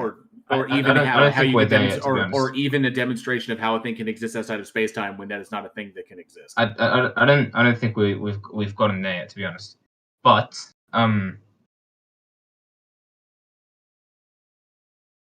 B theory of time is possible, which means the infinite regress is not logically contradictory. What do you mean possible? As in abstraction, it's just possible? Because so we don't know that it's impossible? Logical contradiction means that it's P and not P is somewhere in the argument. Yes. B theory of time doesn't have one of those. Mm-hmm. Therefore, it's possible, because possible just means no logical contradiction. And so if you're saying that an infinite regress entails a logical contradiction, and I can give you an example of an infinite regress that is possible, that means by definition it doesn't entail a logical contradiction. So you would need to show where the logical contradiction in B theory of time is. Exactly. Yeah, that's what I was going to say. You need to knock down B theory of time in order to show that your position is the only one that's available. What about the A theory of time? What would I have to do about that? Nothing, because it's irrelevant. The point is, I need one example. I just need one example of a past infinite with no logical contradiction. That's all I need. A theory of time isn't supported by evidence anyway. So A theory of time is not the consensus in physics. Mm-hmm. There's B equal. theory of There's time equal. The consensus? No, they're both not the consensus. So neither one of those is the consensus. But the point here is that they're both if you're the strongest theories then? No, neither of them are the strongest theories. There's not a consensus on the topic. So no. Okay. But the point here is that if you're saying an infinite regress is logically impossible, all I need to do is give one example of an infinite regress. Then if there's no contradiction in it, that proves your claim wrong, proves your entire argument false, that an infinite regress is logically contradictory. All I need is one example. Saying that there's even if A theory of time had a logical contradiction, which it doesn't, but it's harder to explain why. All I need is one. I just need one example. And B theory of time is my example because it's easier to explain. Okay, let me see if I've understood the B theory of time to begin with first. So the B theory of time is essentially saying that every point in time ever is Exists. It exists right simultaneously now. happening. Well, it exists. They all exist. So it's kind of like Think of it like a movie reel, and all of the frames of the movie reel, they all exist. And Yeah. you're looking at one right now, which we call the present. But all of the frames still exist. Just because the movie has played doesn't mean that those previous frames do not exist. It doesn't mean that the frames that have yet to play do not exist. Also, you that'd can be start a movie. You can start a movie right in the middle, right? You can skip to scene 37, right? So it doesn't matter if there's infinitely many scenes. I can skip to whatever scene I want and just say we're going to play from this point, whatever.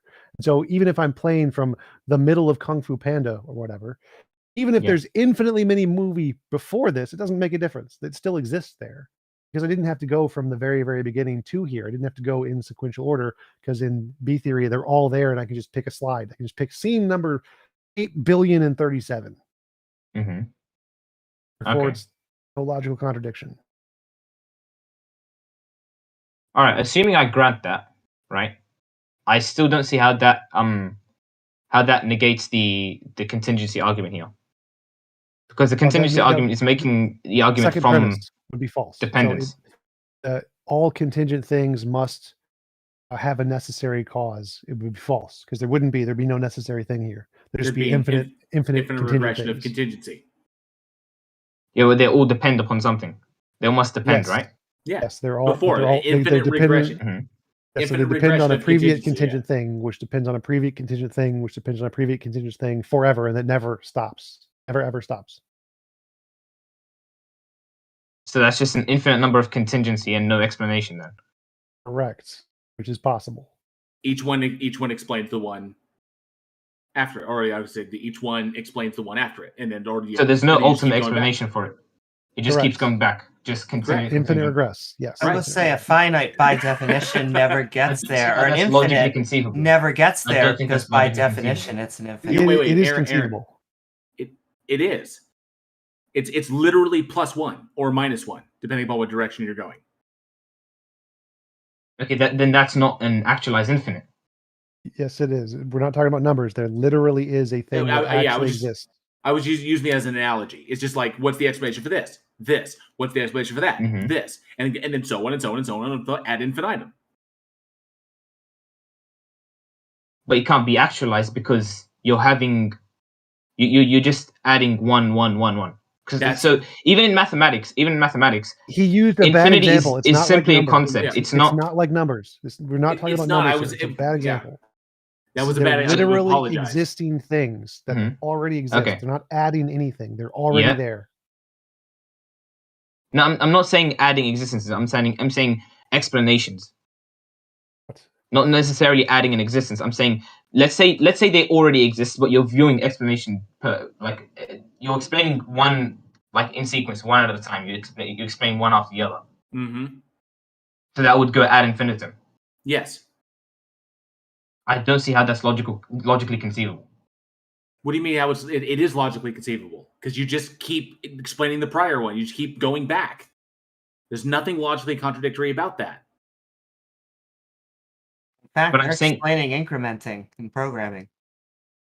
Explaining what? Sorry?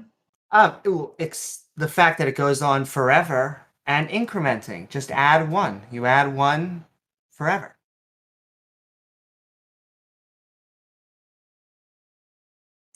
I would also just like to put that, once again, it could be that there was a finite past and an infinite future, as in the Big Bang is the farthest back that we can currently go, and it could be that we just go on for expanding. Yeah, it's like the Big Bang is the initial point of observability for our universe, but it makes no statement about what exists, the state of the universe before the Big Bang.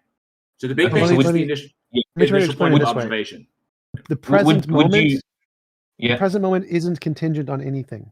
It's just random, essentially. So it's not like to get to the present moment, you must have gone through all of these infinite steps to get here. That's the B theory of time, right? Yeah, essentially. Okay. Would you still make the case for the idea that everything that exists, i.e., the universe, is physical and there's nothing outside of that that's not physical? Yes. Well, that's okay. Is everything that's physical quantifiable? No, not necessarily. Can you mean, give me an like, example of something that's what you mean? Like, physical and not you can quantifiable? quantify anything. I can say God is one. God has been quantified. So I don't know what you mean. Like, as in, like, you can understand it through numbers.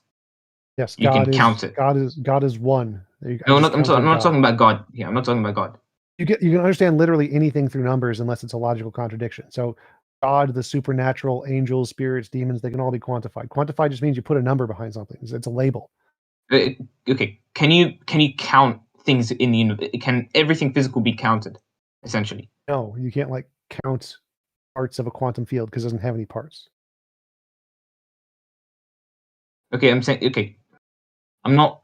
Okay, I need Well, Aaron, the whole point is that you came up on the stage, you brought up the argument from contingency, and then we've explained ad nauseum that there is no logical contradiction in an infinite regress of contingency, and we've explained how it is possible.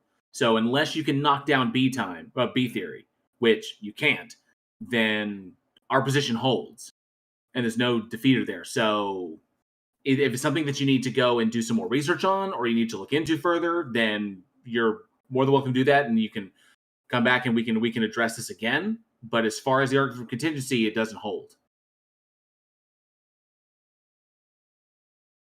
I mean, I don't see how the infinite regress fallacy is not. It's not a fallacy. That's the point.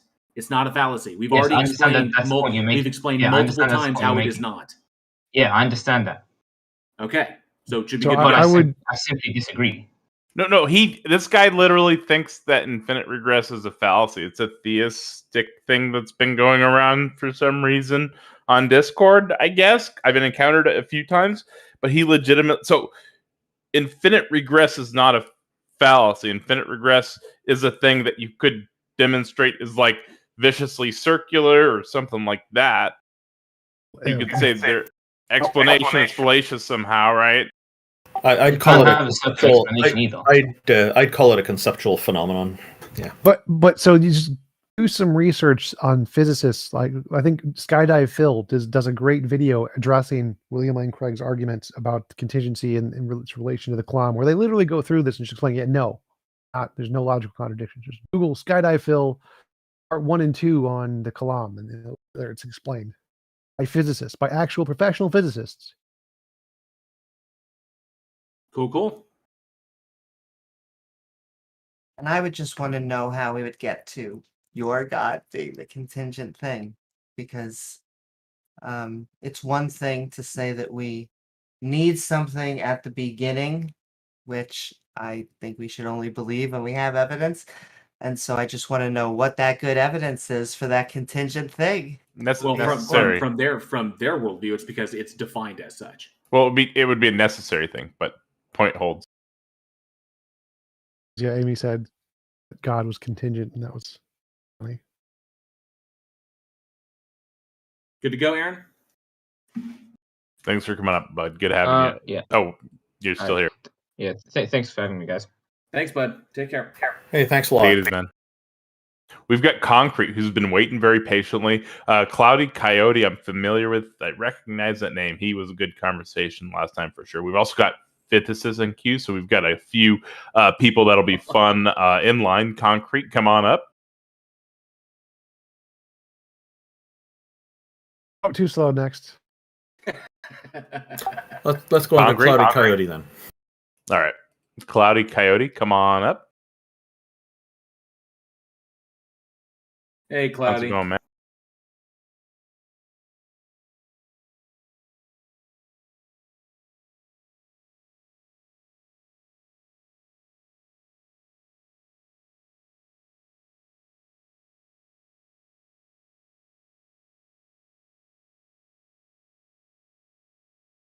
No, it's valid. It's definitely valid. Conclusion follows from the premises.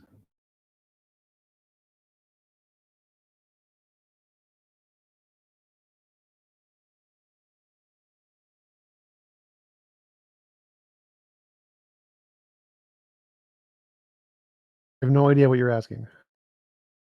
Are you asking if we hold that everything can be explained, or there is an explanation for everything?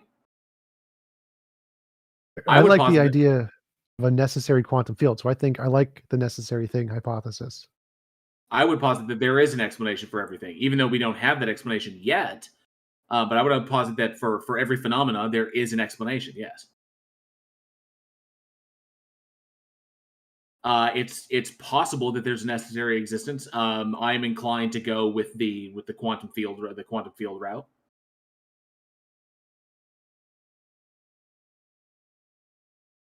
Go ask the physicist. It's too complicated, but it's more plausible than a god. It's infinitely better explained than a god. And it provides mechanistic explanation and predictive power.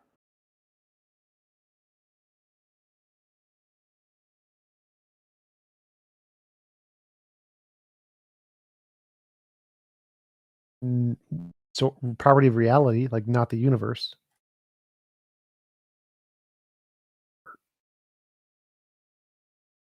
No, they literally are actual things that exist. It comes down to a cloudy. If I have two options and one provides a mechanistic explanation and the other one does not, why would I choose the one that does not? No. It's no. I asked you a question. It's like, why would I choose the thing that offers no mechanistic explanation? If I have one thing, the quantum field, and it provides mechanistic explanation for what we see, I can make predictions using it, so on and so forth. And then I've got God did it, which provides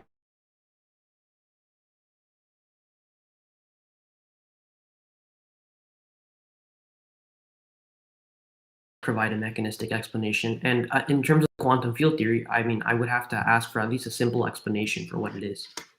I don't think you just made a statement that God does provide mechanistic explanation for things. So please, the mechanistic explanation for how God did it. No problem. Yeah. So look, you would agree that contingent things require a reason for their existence, right? Correct? No. And granted, for the sake of the argument, a contingent thing by definition is something that could be another way, correct? Yes. Something that could fail to exist. Yes. Okay. So therefore, do you not hold to the principle of sufficient reasoning?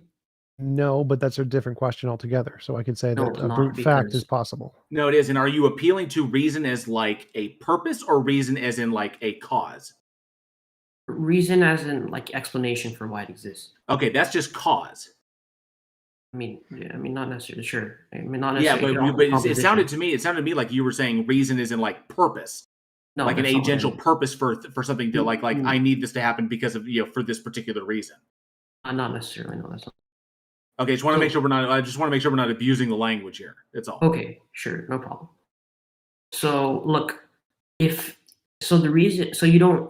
you believe that a contingent thing, which it could be another way or could fail to exist, that doesn't require an explanation for why? Yeah, it's called a brute fact. Brute facts. Yes, brute facts are possible. Wouldn't a brute fact be necessary because it could not be another way?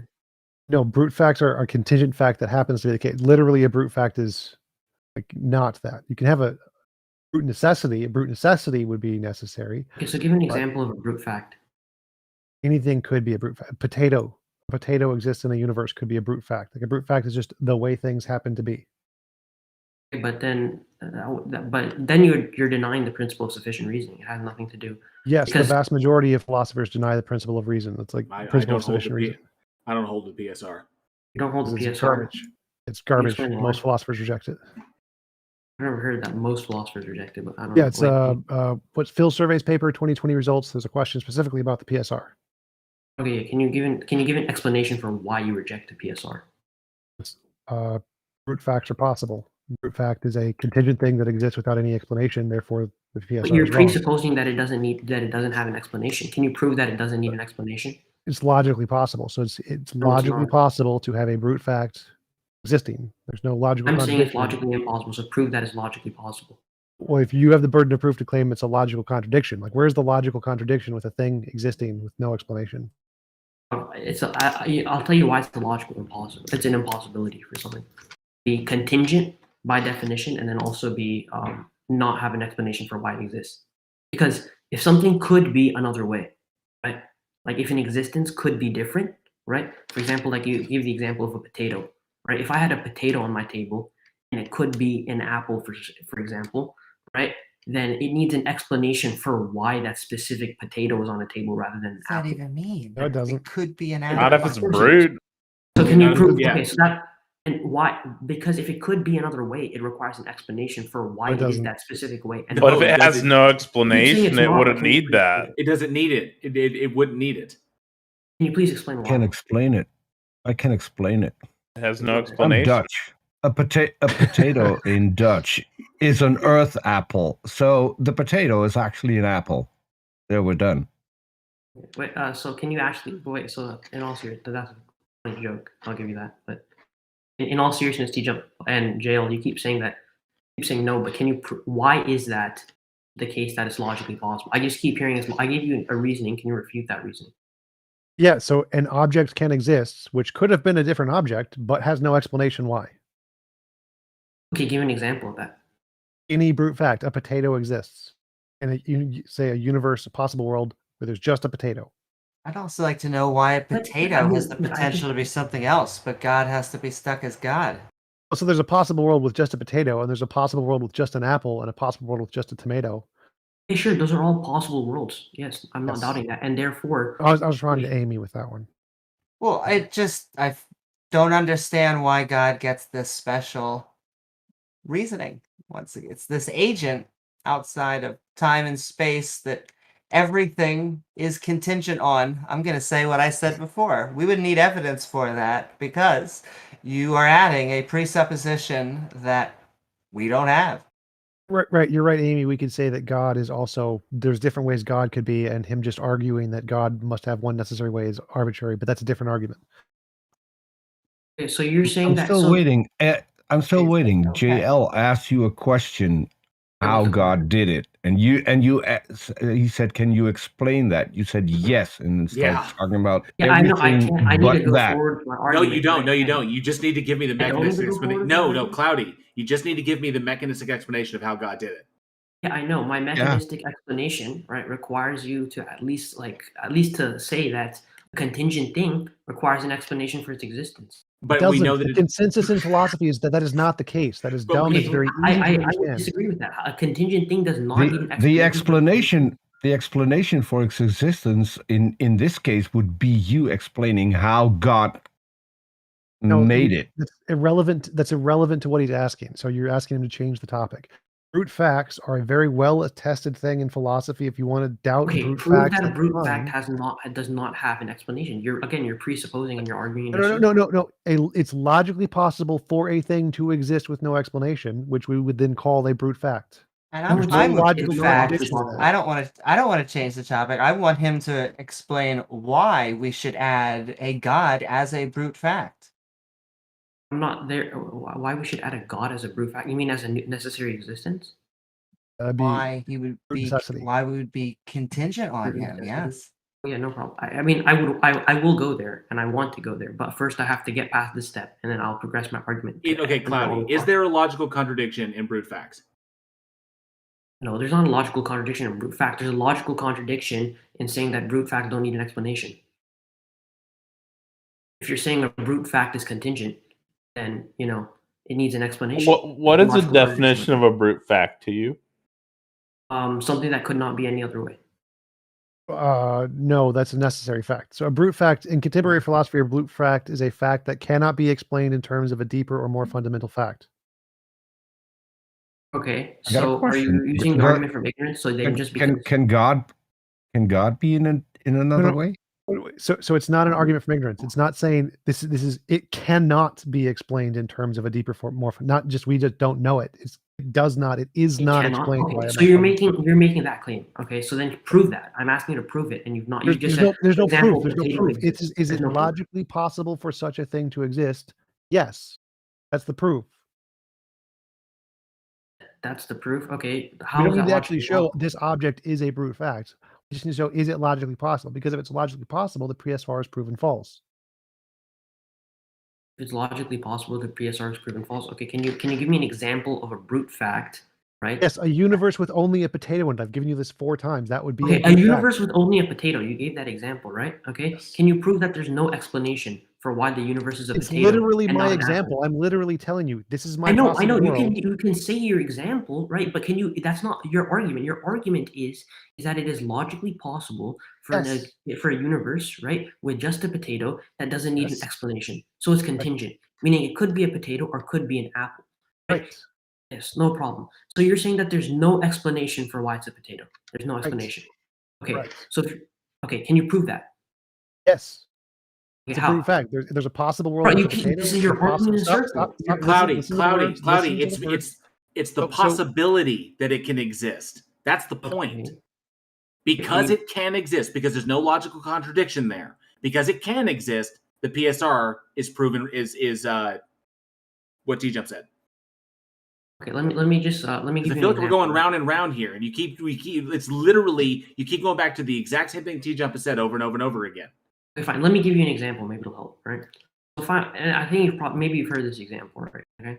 So if I'm walking around, okay, and I see a big orb, right, okay, on the ground, yeah, and somebody tells me that there's no explanation for its existence. It just exists. The orb just exists. It's just there.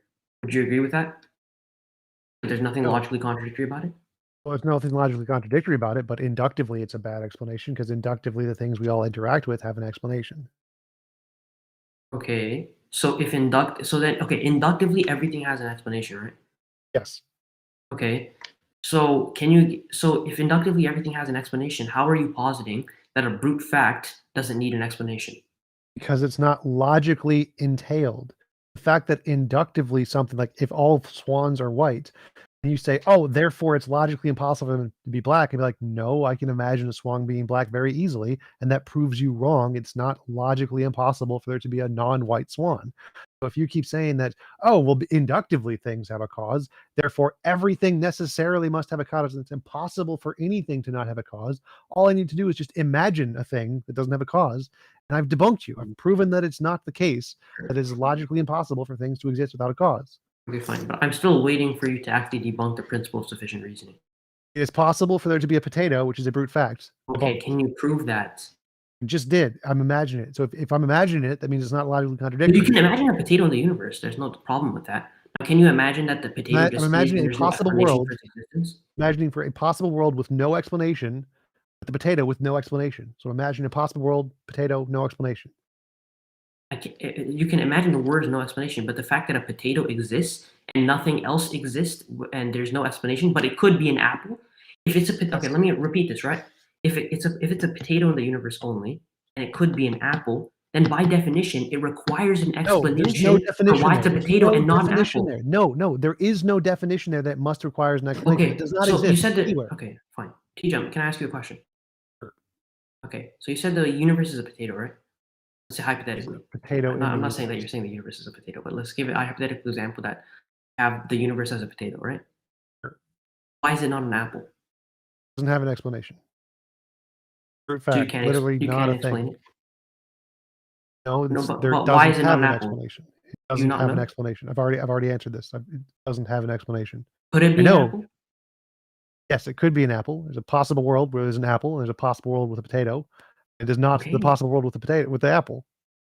Okay, then perfect. So either that it's necessary that the potato exists only, No, or I've already debunked this. So again, you're just not demonstrating your debunked this, ignorance you're of brute arguing in a facts. circle. I literally did debunk this. You're just demonstrating your ignorance of brute facts. Google brute facts. You don't understand how brute facts work in philosophy. This is a a well-developed brute concept. fact is contingent. Yes, it is contingent and has no explanation. That literally contradicts the definition of contingency. Oh my God, you're so dumb. Like, this is a well-developed concept in philosophy. You saying it's a contradiction when literally every philosopher in the world says you're a dumbass is your problem. Okay, then Google brute please. facts. Okay, let's not call Google the people names, definition. but Coyote, come on. Okay, wait. Look, the fact is, right? Okay, can you give me a philosopher, right, that says that if something Coyote, maybe I can help. Do you think a God exists? Yes. Okay. Is he outside of space and time? Yes. He was sans creation. He was timeless. Yes. Why is he not a potato? Because potatoes are contingent things. Technically, nothing could be outside of space and time, so that doesn't even make any sense. But I mean, yes, time is a measurement of change, and it's Prove that he can. Can you prove? Can you prove that? Can you prove that he's not a potato? Can you prove again? This is Cloudy. the same. Cloudy, is God a mind? Yes, God is a mind. This is your line of questioning. Peter, hang on a sec, Peter. Cloudy, if God is a mind, wait. This is your line of questioning. No, Cloudy. If God is a mind, does God have thoughts? Yes, but they don't progress in time. In the sense, sans creation, they didn't progress in time. No. Then that is like literally, if God does not have sequential thoughts, then God is not a mind. A mind. God has sequential thoughts, but it's a static state of affairs. It's not. No, because if it's sequential, it adheres to time because there's one thought before the next thought. Time is a measurement of change. That is temporal. Mm-hmm. Okay, let me explain. That is temporal. That is the definition of temporal. Can I no, it is not. That is the definition of temporal. No, if I have a thought and then I have another thought, then one thought came before one thought came after. Yeah, and if I thought about creation before I created, and this is a sequence of events. I agree. No, I have no problem with that. So God is still so God would still be in space time. It's not sequential in that sense. That's what. Can I explain to you how God's thoughts are sequential? So look, sans creation, right? There was a static state of affairs, right? Okay, meaning that there's no time to adhere to, right? So time is a measurement of change. So there's no change in his thought, and there's no it's not one after the other. It's yes, there is. There was the moment he thought of creation. Can you let me finish my explanation? No, Cloudy, you just know, Cloudy. There's the moment he thought about creation and the moment it created. The moment it thought about creation and the moment it created are two separate spontaneous moments. Bro, this is again. Look, I'm not finished with my explanation, and yet you're already assuming my argument. No, I'm asserting you don't understand physics. You do not understand what space-time is. You do not understand that a mind that is not subjective to a sequence of thoughts is not a mind. That is something. Minds are not quiescent. Okay, look, a mind, right? It's a static state of affairs. It's a static. No, it's not. Minds are not static. That is not a mind. Look, I'm not even done finishing. Okay, let me explain, and then after that, you can go on your whole rant. Is that okay? No. Explain to me how a mind is static. How a mind is quiescent. Sans creation. Sure. No, I'm asking you to define a mind. Tell me how a mind is static and how it is still a mind.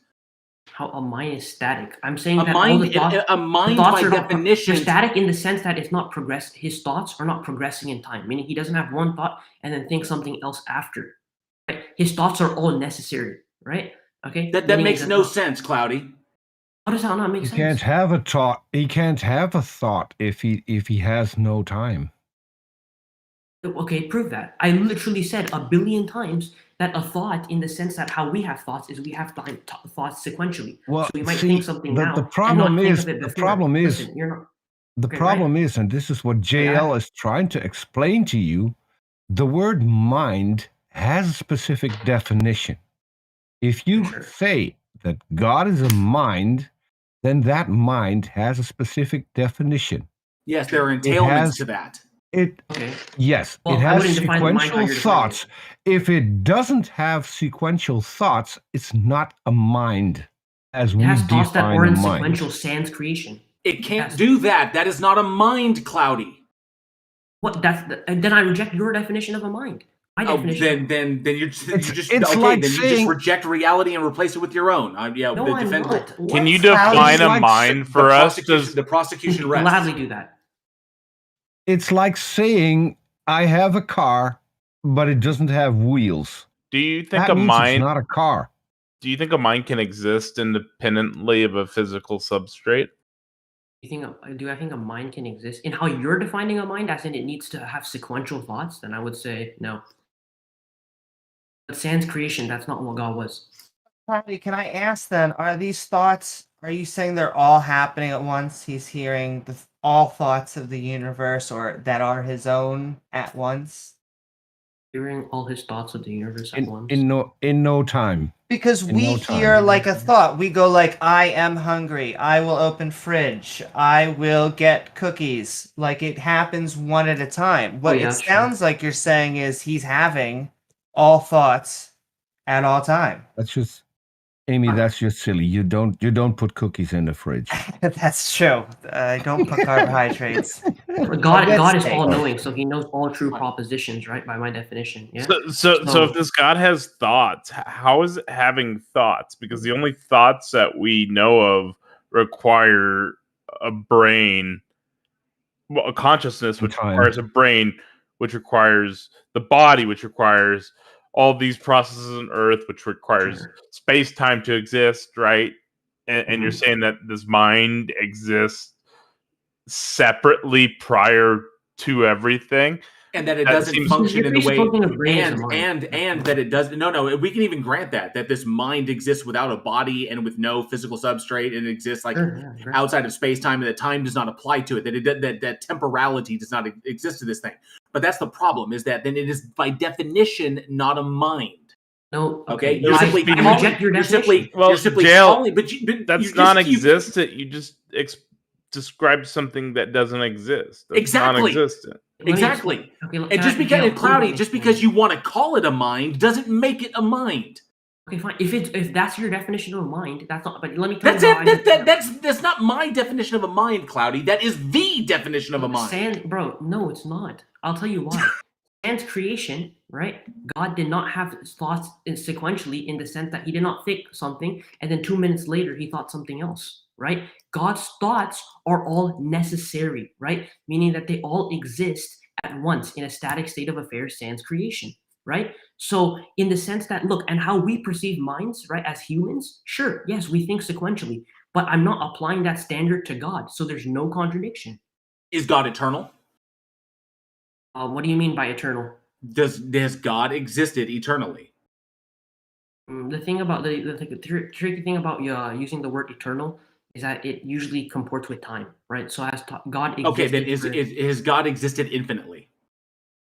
Infinitely? I mean, see, it's hard to use these terms when has God ever not existed? Has God ever not existed? No, God has always existed. Okay, so God has always existed, which means that there was a point in time when there was no creation. Oh, you're using time again. See, no, I knew... Cloudy, stop. That means that there was a point in God's existence in which creation did not exist, and a point in God's existence when creation did exist. This is a temporal state. Again, this is because if God existed infinitely, never not existing, okay, then all the time then all the period of God's existence in which there was no creation is a state before creation existed. There was before creation and there is after creation, which means that's temporal. Which means God had the thought of creation after God had no thought of creation. Okay, number one is you're wrong on so many fronts. Okay, and let me address this, right? Okay, well, let me address it, right? I think the point you just made, Cloudy, is that creation has always existed. No, it's not. You don't realize it yet. Yes. If creation has not always existed, there was a point that creation did not exist. That means God existed. Well, you're using point and you're using all these, bro. You're using vocabulary that only comports with time. Cloudy. Okay, that's why you're being deceptive. If you just said creation did not always exist, that means that there was a point where creation did not exist. There was pre-creation and there was post-creation. Okay, for there to be a pre-creation, a moment of creation, and post-creation, these are temporal. Which means, I agree with that. Which means the thoughts that precede these things, given your definition of God, are also temporal. Which would comport with it being a mind. Okay, can I? But that means that mind exists in space-time. Okay, can I tell you why that's false? Let me explain, at least. That'd be nice. You can try. So, you won't succeed, but you can try. Thank you. Okay, I don't appreciate the condescending tone, but at least let me address the argument, right? So, if you have, right, the universe being instantiated, right, like from pre-creation and post-creation, right? So, yes, that itself is a measurement of change, which is time. I cannot deny that, right? Okay, and the theological position of William Lane Craig, of even famous philosophers like Al-Ghazali, right, is that this was, right, spontaneous, right? It was a spontaneous creation that existed, right?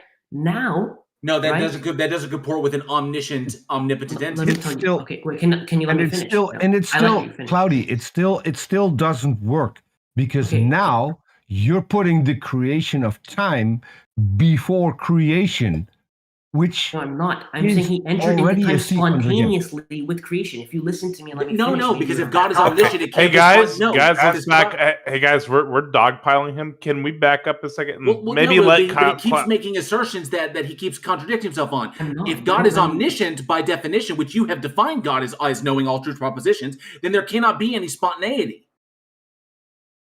Can you God would have knowledge, would have infallible knowledge of the creation point before the creation point.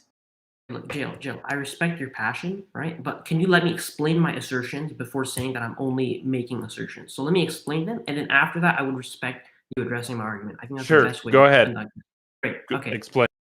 Okay. So when I say, right, that God spontaneously he spontaneously entered into time with creation, that itself is a temporal change.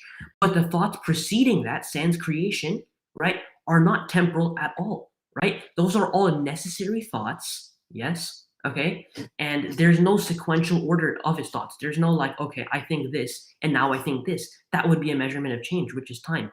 So so when we have creation existing, right, that itself, pre-creation and post-creation, right, that specific event, right, is a measurement of change, right, and spontaneously, right, God entered into time, right, along with that. So he entered into time spontaneously when the universe was instantiated. There's no logical contradiction with that, and I would like you to prove that rather than you making an assertion that it is logically contradictory. Go ahead. There is no pre and post if there is no time. And there is no spontaneity if the entity is defined. If the entity is defined as omniscient, then there is no spontaneous action. Use the word sans. I say without the universe. Not pre. And if the entity is omniscient, if the entity knows all true propositions as you define it, then there is no spontaneous action because it knows exactly at what point it is doing this, and it knew it before it did it. Okay, sure. And which also required time. No, it did not. Okay, no, it does not. Knowing yes, it does. Yes, it does. If you know you're going to do something before you do it, if you know you're going to do something before you do it, that requires a temporal change. So knowing that I'm gonna if God has like thoughts, right? Okay, that are not going in sequential order, not following time, right? If there's a thought that he is going to create the universe, right? That thought does not require time. The only thing that requires time is the instantiation of the universe. The thought doesn't. So, Cloudy, listen. The thought that maybe not requires time, but there's a sequence between thinking about creating something and then creating something. No, there's not. Or it is if God existed. No, if God has existed has never not existed. Again, if God has never not existed, then you are creating the temporal state there, because that means that there is a point where God exists and there is no creation and God is independent and there's nothing else. And there's a point where God exists and there is creation, which is then contingent upon God. Sure. Which you're already invoking a temporal change right there. No, I'm not denying that. I'm invoking a temporal change with the instantiation of the universe. I'm not denying that. I'm saying, so wait, listen. Which means that God's thoughts are not. Which means that God's mind is not quiescent. It means God has a sequence of thoughts. No, that thought before. How does that entail that in any way? Please explain. Because the thought before creation, and then the act of creation. It's timelessness. It's sans creation. Again, you're using before, so you can be deceptive and say that God exists. I'm not being deceptive. I'm saying that you're operating off of a definition that nobody accepts. That nobody accepts of what? Of a mind? Yes. Okay. What you are using as a mind is not a mind by definition. Okay. Of what you are defining God completely out of existence is what you're doing. No, I'm not. Oh my God. Okay. I'm saying that sans creation. Look, you claim that I'm making assertions without evidence, but literally all you've been doing is making assertions this whole time. No, we're not. We're pointing out the logical pointing out the logical contradictions in your argument, Cloudy. You've literally not. Okay, let me explain this for like the 10 billionth time. Okay, right? I'm done with it. Does anyone else want to? Cloudy. Was there a point where there was only God and no creation? Sans creation, so without creation, yes, God existed. I'm asking a simple yes or no question. Was there a point where there was only God and no creation?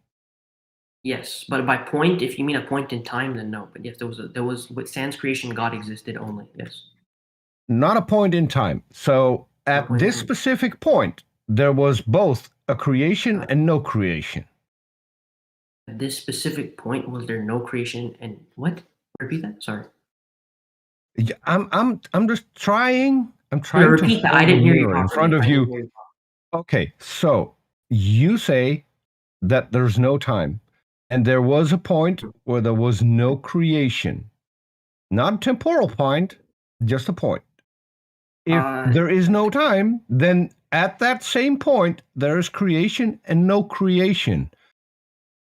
That's not Just what use I a said. different definition of time. So use time to measure something different, like the existence of God, like somewhere along the duration of the existence of the God, maybe, There- and then you can use time, right? I think.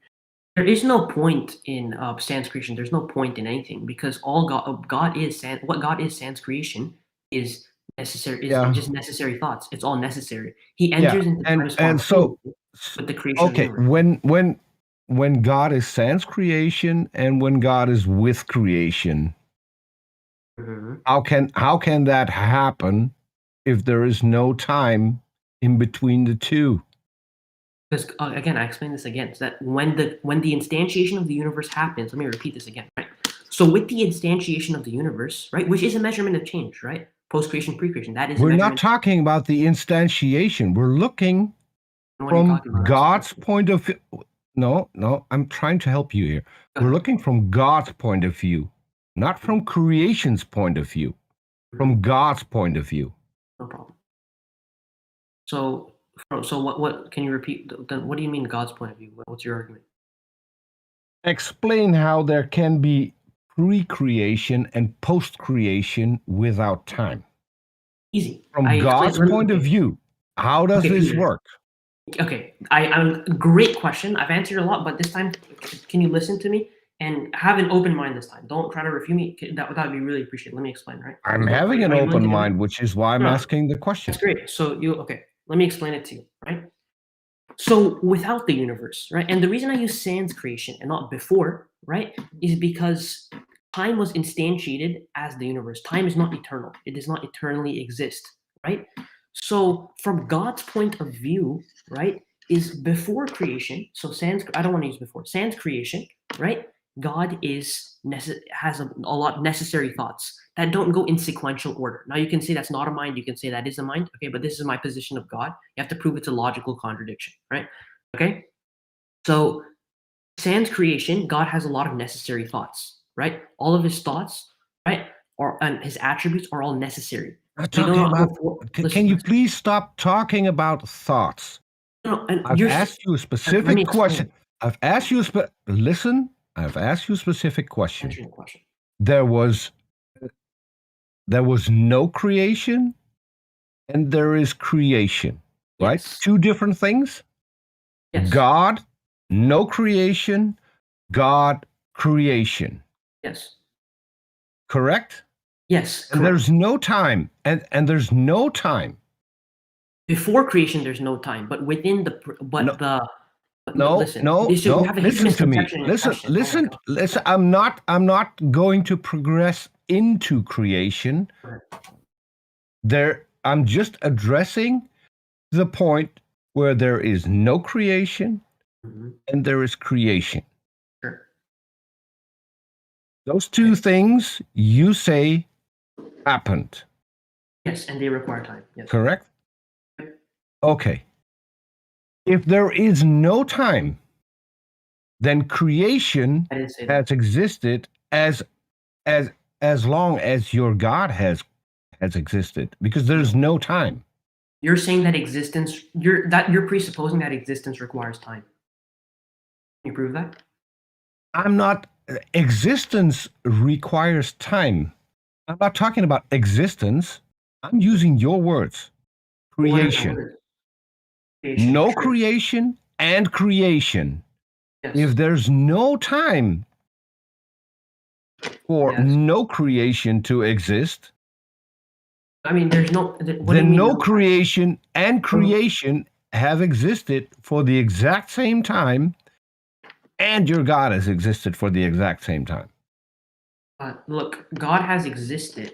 Look, this is a flawed line of questioning. I'll point out why. Right? Is existence can occur. Existence. So God exists sans creation, regardless of time. He's outside of time. Right? So existence is before time. Right? Okay. Mm-hmm. So you basically what you're saying. Basically what you're saying. I'm trying to reflecting back to you. Sure. Basically, what you're saying is God existed for no time. That's the equivalent of non-existence. That's not what I'm saying. For God existed for no time that's not what it is. That is what you're saying. God you're exists saying that is what you're saying. Cloudy, because you're saying God existed atemporally. Atemporally means if something exists. If it's outside of time, there is no time. No time. Sure. But it exists outside of time. It doesn't exist. Okay, so that's atemporal. Yeah, no problem. Yeah. So God existed for no time? God existed out of time, yeah. For no time. Again, you're using time so deceptively. He did not. No, I'm not anyway. using time deceptively. When we say that, you didn't exist for he didn't do this he didn't do this anytime. Like when we're talking casually. Yes, I think we should move on because this is getting us nowhere. I think we should move on. Yes, and this I proprietary definition really want to hear an answer to JL's question. How did God create? Yes, I still want to hear the mechanistic explanation. No problem. Can I explain? You said and then you knew. Reject it after I'm done with my explanation. Yes. Give us the mechanistic explanation of how God did it. Okay, so you won't interrupt me during my explanation. Okay. The floor is yours, Cloudy. Do we have to say it 4 times? Okay, no. I will explain it. Just please. We want the answer. Let me explain to you the answer. Right? Okay. Is sans creation, right? Without creation, okay? God existed atemporally, right? He did not exist in time. Let's drop the atemporal. Get to the mechanism God used. This is preceding. I need to explain this to explain the mechanism, and yet you said you won't interrupt me. Yet you're constantly interrupting me, and you're presupposing my argument. Okay. Both of you stop. Cloudy, go. The floor is yours. Peter, quiet for a moment. Let him explain this because okay, I'm not convinced at all. Just so you know, but I'm listening. Yeah, Cloudy, go for it. Now, just to clarify, Cloudy, the atemporal like that does not matter. We're looking for the mechanistic explanation of how God did it. Sure, no, but for the mechanistic explanation, I need to explain atemporal briefly. I'll try to wrap it up. You'll get it once. Okay, floor is yours. Go for it. Great, thank you so much. Okay, so God exists atemporally, right? Meaning that all his thoughts are necessary and it doesn't progress in time, right? So God doesn't think something now and then 2 minutes later he thinks of something else, right? All God is at this point is there's no state of affairs. It's a static being, right? With all necessary thoughts and necessary attributes, right? Sans creation. So now he enters into time, right? With the instantiation of the universe, right? Okay. And so when you instantiate the universe, right, he creates time and spontaneously enters into time with the creation of the universe. And that's how he enters into time, right? You just said he did it. Hey, hang on. Keep going, Cloudy, because you still haven't gotten to a mechanistic explanation, but keep going. What do you mean by that? Okay, can you explain what mechanistic explanation you're looking for? Because my mechanistic explanation... The mechanism God used to create time. The mechanism God used to create time? Yes. Is the question. Because Cloudy. Oh, Cloudy. God did it or God magicked it is not a mechanistic explanation. Okay. In fact, it's not even an explanation at all. No, I know. So I'm asking you for the mechanistic explanation of creation. Go for it.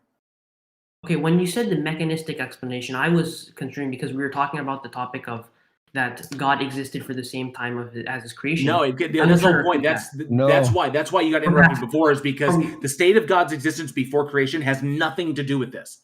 Okay, the so whole point is by what mechanism did God create everything? He created it.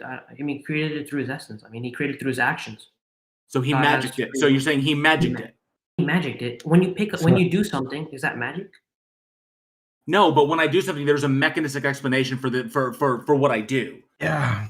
So we're asking for the mechanism. So Cloudy. So hang on a second. So Cloudy, what this goes back to is this: if I have two explanations for a phenomena, one provides a mechanistic explanation for that phenomena, the other one does not. Why would I choose the one that doesn't to understand the phenomena? JL, really quick, I'll address that point. But if you believe that, then you should wholeheartedly accept the contingency argument. And No, I don't need to, and that's already been Cloudy. I do not need to because it's already been explained why it's not logically contradictory. Okay, so please answer the question. But then it just magicked it, so the explanation was magicked. Is that what you're saying? Is that your explanation? Is that your explanation? I'm not saying, but by your logic, if a brute fact has no explanation, then it's magic. Okay. Let me roll. Let me roll with this. Okay, let me address your question. What is Cloudy? What's the magic is an explanation? Magic is what? What's the mechanism? Magic is an explanation. He said instantiated, or I hope I'm saying that word right, but that's a term that he used. That was the mechanism. That's why when you're asking him for the mechanism, he's like, "What? I provided it." But all that means is that God created it when you say that. But then you're more like, how did you create it? I think it's more like God thought poofed it. God thought poofed it into existence. That's what I'm talking about. And God thought poofed it. It is not sufficient. Basically, that's is not a mechanism. It's not a mechanism. It doesn't explain anything. It doesn't explain anything. You know what ectodivinitis is? Cloudy. It does the mechanism you're using doesn't explain anything. No, I know. I'm not saying instantiation was the mechanism.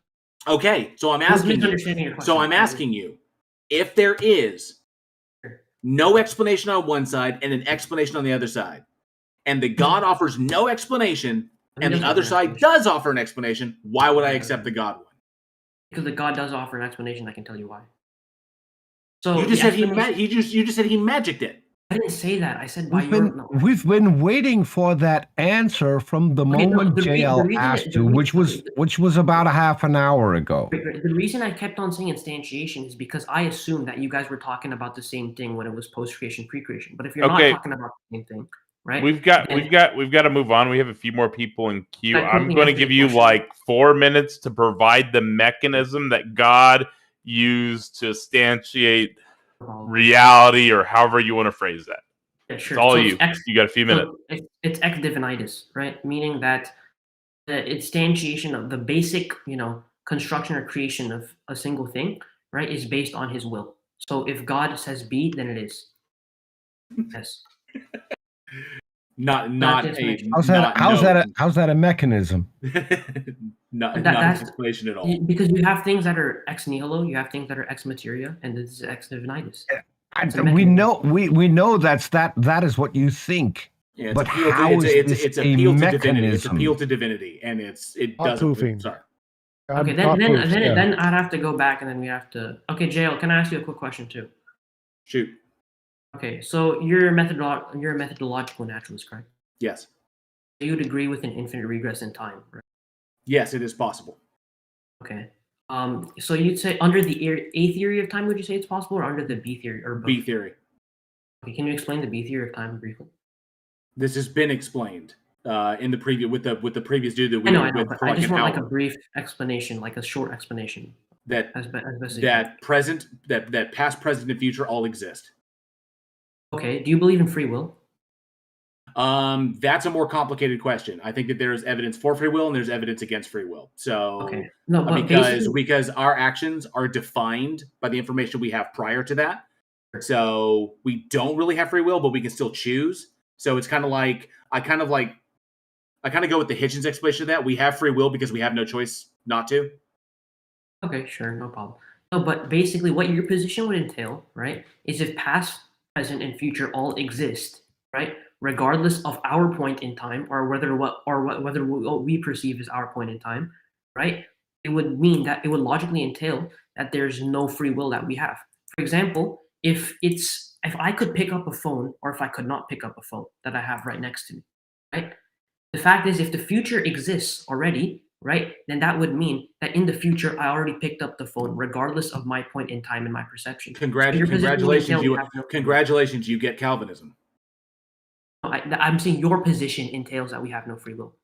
From one perspective, yes. I don't think we have all the information, but it could. I mean, it could entail, like I said, we could have free will because we have no choice to. But did you see the logical entailment of? It doesn't your matter. position? There's no logical contradiction in us not having free No will. logical contradiction. I'm not saying there is. I'm not saying there is. I'm Okay, just saying so that it logically your point? entails that there's no. So I'm saying that it would be logically contradictory if you hold to free will. So if we believe that you have free will of some sort, then that would contradict your position. Well, if you're asking me if I hold to libertarian free will, no, I don't. I know. Even if you hold to compatibilism, you'd have to hold hard determinism. There's evidence either way. I'm kind of undecided on that. But then again, it doesn't matter because I don't have infallible knowledge of the future. So from my perspective, I have free will. And until that perspective is able to be changed, I have no reason to change my perspective. That's great. I understand that. But your position of saying that the past, present, and future exist regardless of our perception in time, if they just exist, that would entail, right, that there's no free will. Because, for example, if I pick up something, right, that future moment already exists, right, of the implications of me picking it up, regardless before I picked it up or not. So that would mean, right, that there was no free will. There was no action of me deciding if the future already necessarily exists. So? Cloudy, can I ask you a question? If you no, Peter, I'm trying to understand where he's going with this. He's trying to say because free will is true, but free will isn't true. I'm saying that's what your position entails. So if you hold to hard determinism, your position is it's not logically contradictory. Just that you would have to hold to hard determinism. If you hold to free will or compatibilism, then it would be logically contradictory. I don't have a question. I don't think you can pigeonhole me like that, but I'm not pigeonholing you. I just gave you no, like as a hard determinist, because I'm not a hard determinist. Okay, then your position is contradictory. No, it's not. I'm going off what I have evidence of, and I'm going off of that. I can't make determinations based upon what I don't know. Okay. So because there's information I don't have, and there's information that is not accessible to me and will never be accessible to me, a la the halting problem or Gödel's incompleteness theorem. So there is information that's not available to me. I can only work with what I have. And while there's evidence towards determinism and there's evidence towards free will, there's evidence for both. I can simply say I can only make decisions based upon what I priorly know, but I don't know all the potential outcomes of that and what my decisions will be after that fact. But I will decide in the moment, which means I have free will because I perceive that I have free will. Okay. But do the implications of your decisions exist in the future? Do they exist? Cloudy, I think we're off topic now, and we're past 25, which is where I had given you to. Okay. We've got some people in queue. If you want to raise your hand, we can, and we have time at the end. We can bring you back up, but we need to bring up some other people who have been waiting for a while. We do appreciate you coming up. It was a good conversation. But feel free to raise your hand. Your question, if that's okay, though. Thanks, Cloudy. I just want to let you know there's lots of people in the text chats on YouTube and Discord cheering for you. Mister, we appreciate you coming up. Fifthicist is up next. He's quite the interesting fellow. Fifthicist, you want to come up? Hello. Hi, how are you?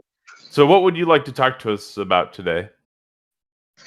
Well, if we talk about brute facts, that's not a satisfactory answer. I mean, if you're asking why things are the way that they are, God is a very satisfactory answer because he's personal. Why a lot of times that's an emotional appeal.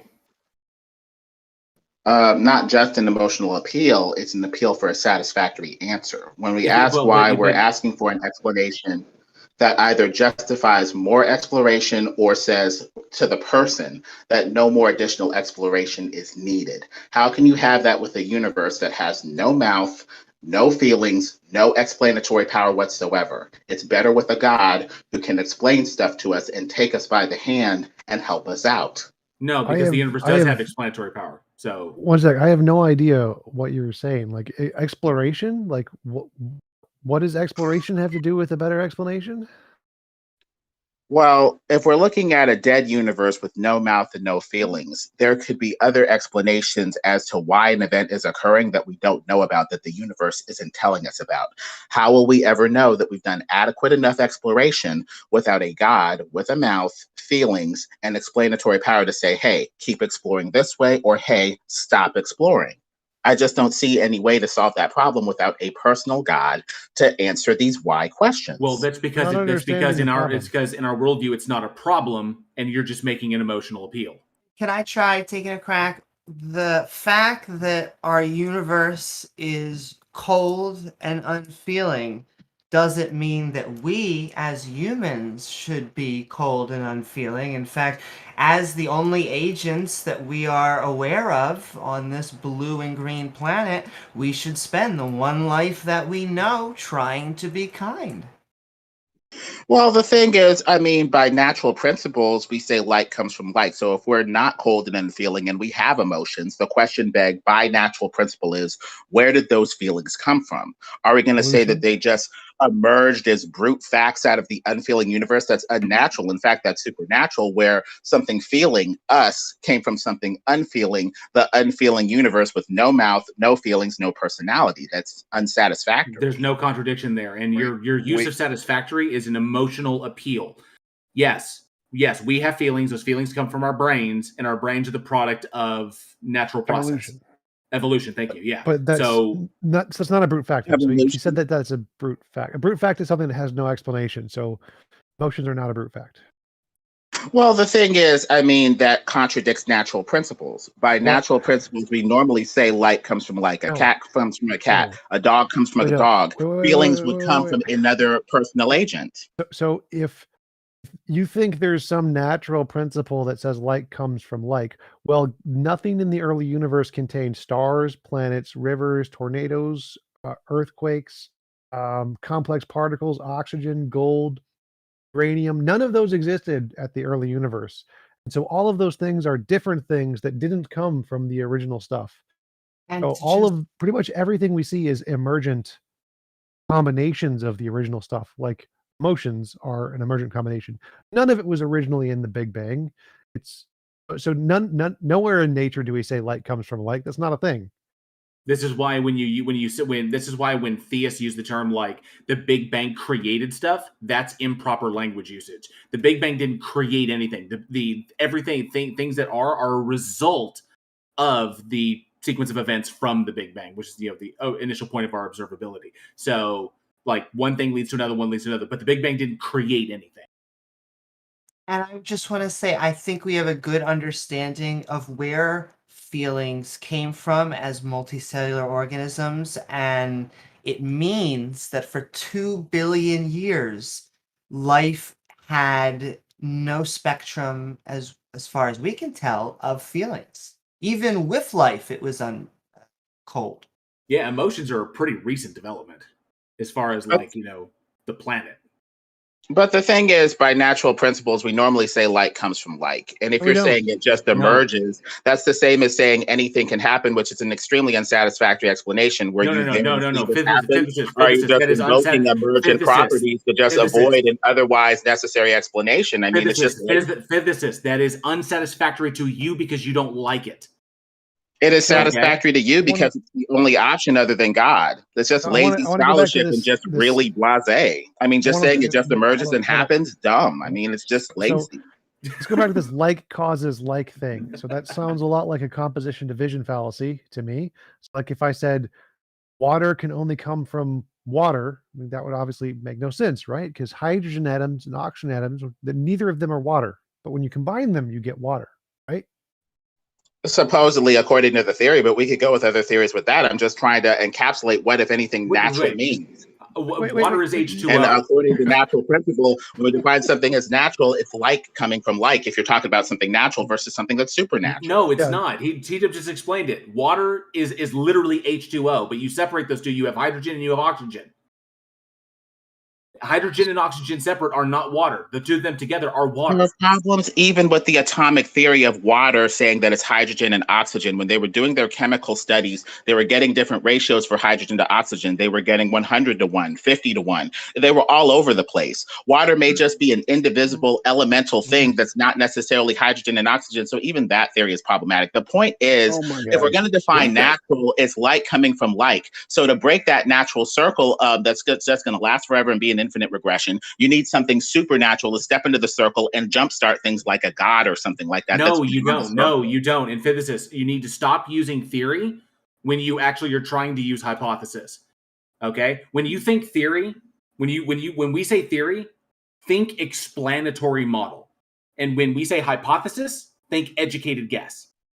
Okay. Okay. Well, you're using those terms incorrectly. That's first and foremost the problem. Okay, you're trying to come up with there's no theory regarding the chemical formation of water, which is H2O. Well, if we're 2 parts talking hydrogen, 1 part oxygen, that is water. So maybe we should use a different example that's not as complicated as water, because water is currently complicated. So if I take a beaker of water and put in like magnesium sulfate and let it cool, crystals are going to start to form. Now, magnesium sulfate and water aren't crystals. So crystals are coming from non-crystals, right? crystals would just be the magnesium sulfate. It's just magnesium sulfate, forming in a different way. That's a structure. No. That's just a structure, though. So you understand chemistry as well as you understand physics. Okay, gotcha. So the only way to break natural circles like this, where we say something comes from something else with similar causative power and similar ability to create the thing, aka humans coming from other humans, and to break the infinite regression for a theist and philosophically appears to be something from outside of the natural circle, something supernatural in the category of God, or something that at least breaks this natural stuff where like comes from like. No, again, it's competition division fallacy. You're making a competition division fallacy, and I'm trying to walk through this. So let's go even simpler example. A brick. No brick is a wall, right? If you add a whole bunch of bricks together, you can build a wall, right? But aren't you making like a fallacy of a category, or like a category fallacy or something? You're saying that the crystal exists in the magnesium sulfate example from the micro, level to the macro level. We think of the ultimate stuff that's there, the thing that's essentially there being magnesium sulfate. The crystal is just a different structure of the same thing. No, So the crystal is a result of the combination crystals of the water. coming from crystals. We categorize it as what? Magnesium sulfate coming from magnesium sulfate in a different form. So aren't you kind of making a category error? No. Chemistry, they bond. Using the structure of the thing with the thing itself. It makes it. If you put two different chemicals together, the chemicals mix and create a new thing. Two completely different chemicals, add them together, they fuse and make a new thing that was neither in either one of them. So you're talking about the molecular mixing, making a new compound. Okay, that's fine, but the way that we define that thing is by its structure, not by its essence. Right. We say that the magnesium sulfate is not essentially magnesium sulfate. It has an essence that is deeper than magnesium and sulfate that can be broken apart into pure and pure constituents. So yet again, I'm going to have to call category that's emotion. Where you're confusing the structure of a thing with the thing itself. And it that's goes, emotion. Yeah, so your emotions. You're making an emotional appeal. No, not an emotional appeal. Emotions are not a structure. What are you talking about? Yes, they are. Yes, they are. They are literally a structure in the brain. We can literally measure the structure in the brain, and we can mess with the structure in the brain. It's a structure in the brain. The crystals. I think you're appealing to that as a materialist atheist, but you can't show me the structure of happiness, the chemical structure of sadness. I don't think you can show me. Sure we can. You said life comes from life. Is that true every time? And one quick question. Oh, I'll hand it over to Randolph. Sorry, and just then answer that. One quick question from our YouTube audience. It seems a little flippant, but it's from Kenat Hovand. It's asking, can you ask him if water is wet? Back to our regular program. Well, wetness. I have a better question. Synthesis. I have a better question. What T-Jump tried to explain with the magnesium sulfate and the water, you said it's just the same thing, but it's a different structure. How long can you breathe underwater? Because it's oxygen, right? Yeah. How long can you breathe? Breathe underwater before drowning, a minute or two, maybe, if that, depending on whether I'm an Olympic swimmer, or 1 to 10 minutes. Well, but maybe longer if I've done different exercise, but usually like 1 to 10 minutes. According to you, water is still oxygen and hydrogen, right? There's no difference. So you should be able to breathe underwater because there's enough oxygen for you to breathe. right? But chemistry resolves that contradiction by saying that there are necessary structures in place that either allow you to break down that water and return theory and get the oxygen or not. And that's assuming that the theory about water being hydrogen and oxygen is even correct. What you said, like comes from like. So if oxygen exists, hydrogen exists, and water exists, it's all like. Because like comes from like. So you could be able to breathe under the water. See how your argument falls flat there? This is what T-Jump tried to explain with magnesium sulfate and water creating crystals. This is something new. Well, T-Jump appeared to be trying to say that something emerged. Just like water is not like oxygen, is not like hydrogen. Physicist, we have an audience question for you, by the way. And hold on, and even your own explanation, humans come from humans, you are not like your dad. Your dad is different. You're not like your mother. Your mother is different. Like doesn't come from like, because if that were the case, you would be a clone.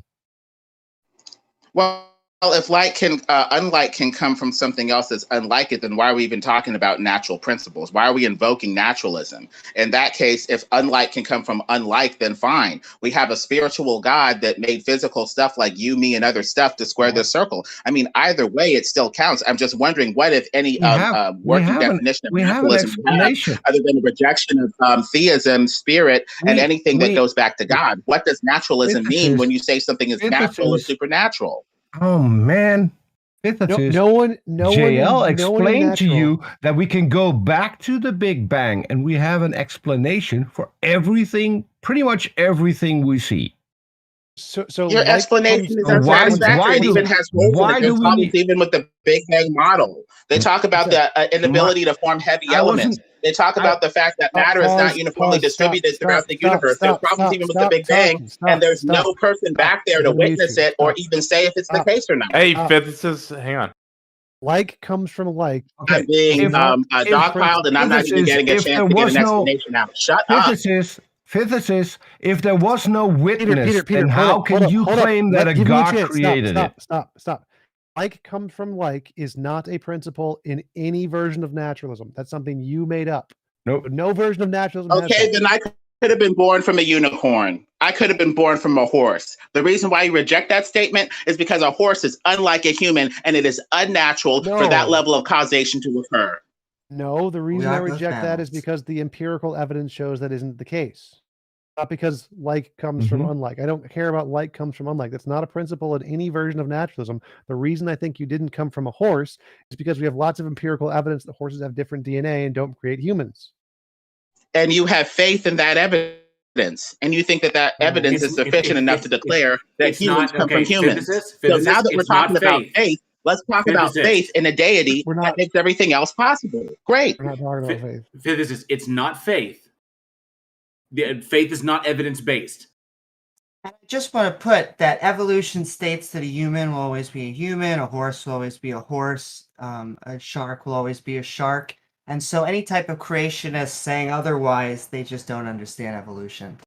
So then what is evolution saying that's not tautological? If a horse is going to be a horse, then why is evolution invoked to say that we went from amoeba to human?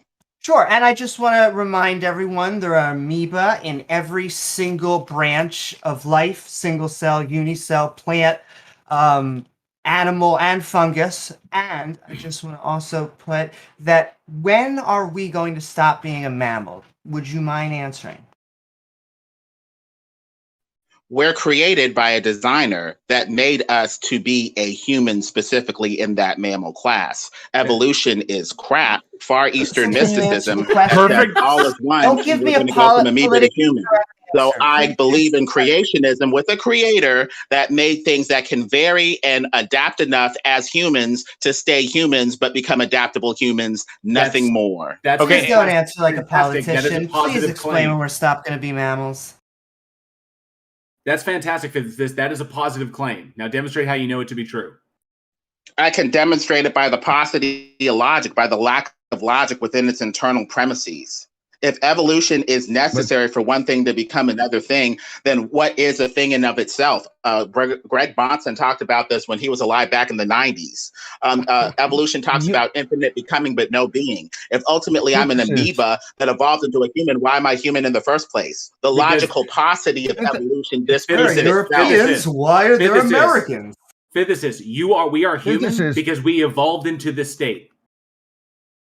Mm-hmm. It's Far Eastern mysticism. Can I ask a simple question, physicist? You claimed earlier, physicist, you claimed earlier we cannot know any of this because there was no one there. And you now claim to know that God created. So you were there?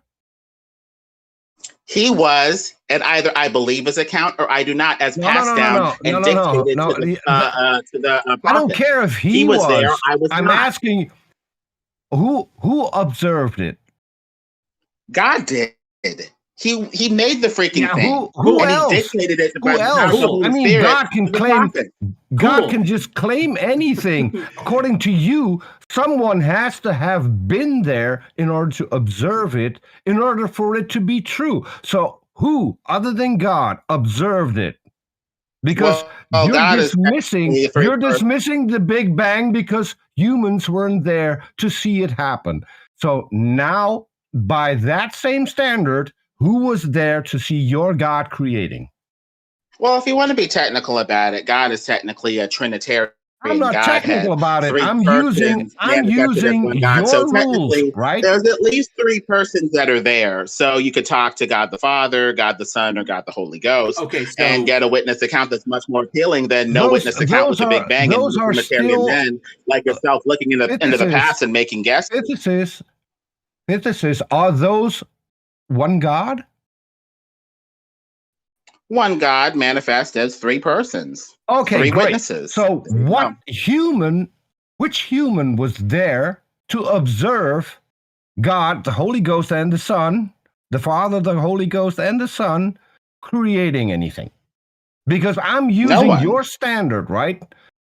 Okay, yeah, but so you're using we can it dismiss poorly. it. Like you, we can dismiss it. We can dismiss it. We can dismiss it for the exact same reason that you dismiss every field in science.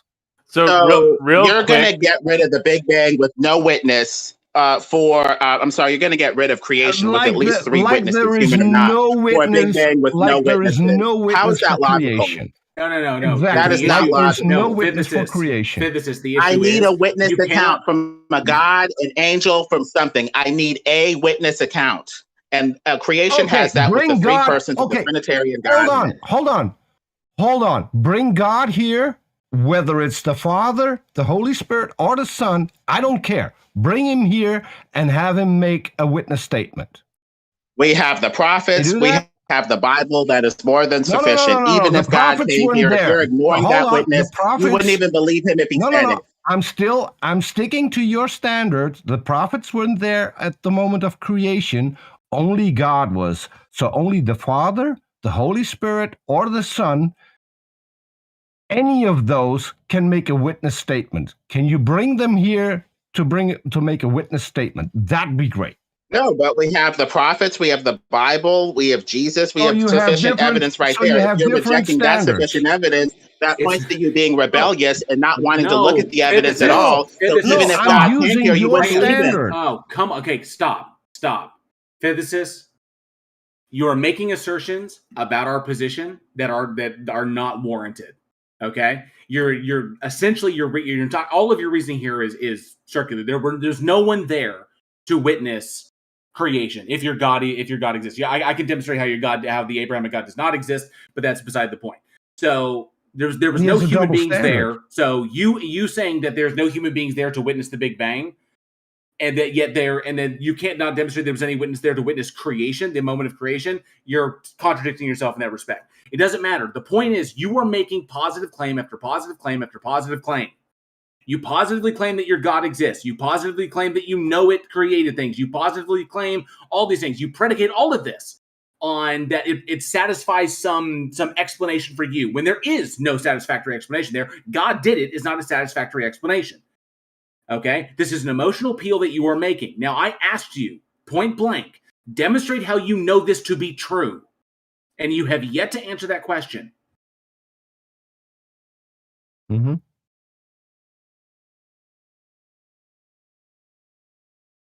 Broke him. Oh, he got raptured. You did break him. Yep. You broke him. Anything JL. this is?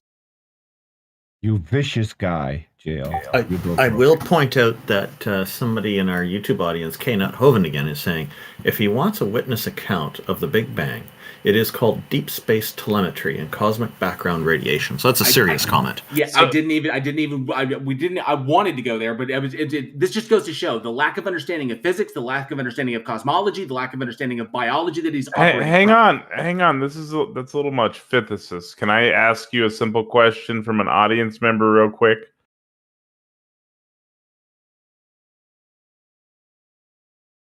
Well, if Told he's got you, nothing, I'm JL assuming we're broke done him. with him. No? All Might right. be having technical issues. I think he's having mic issues. I think his mic is broken. Maybe try. Or he's getting God.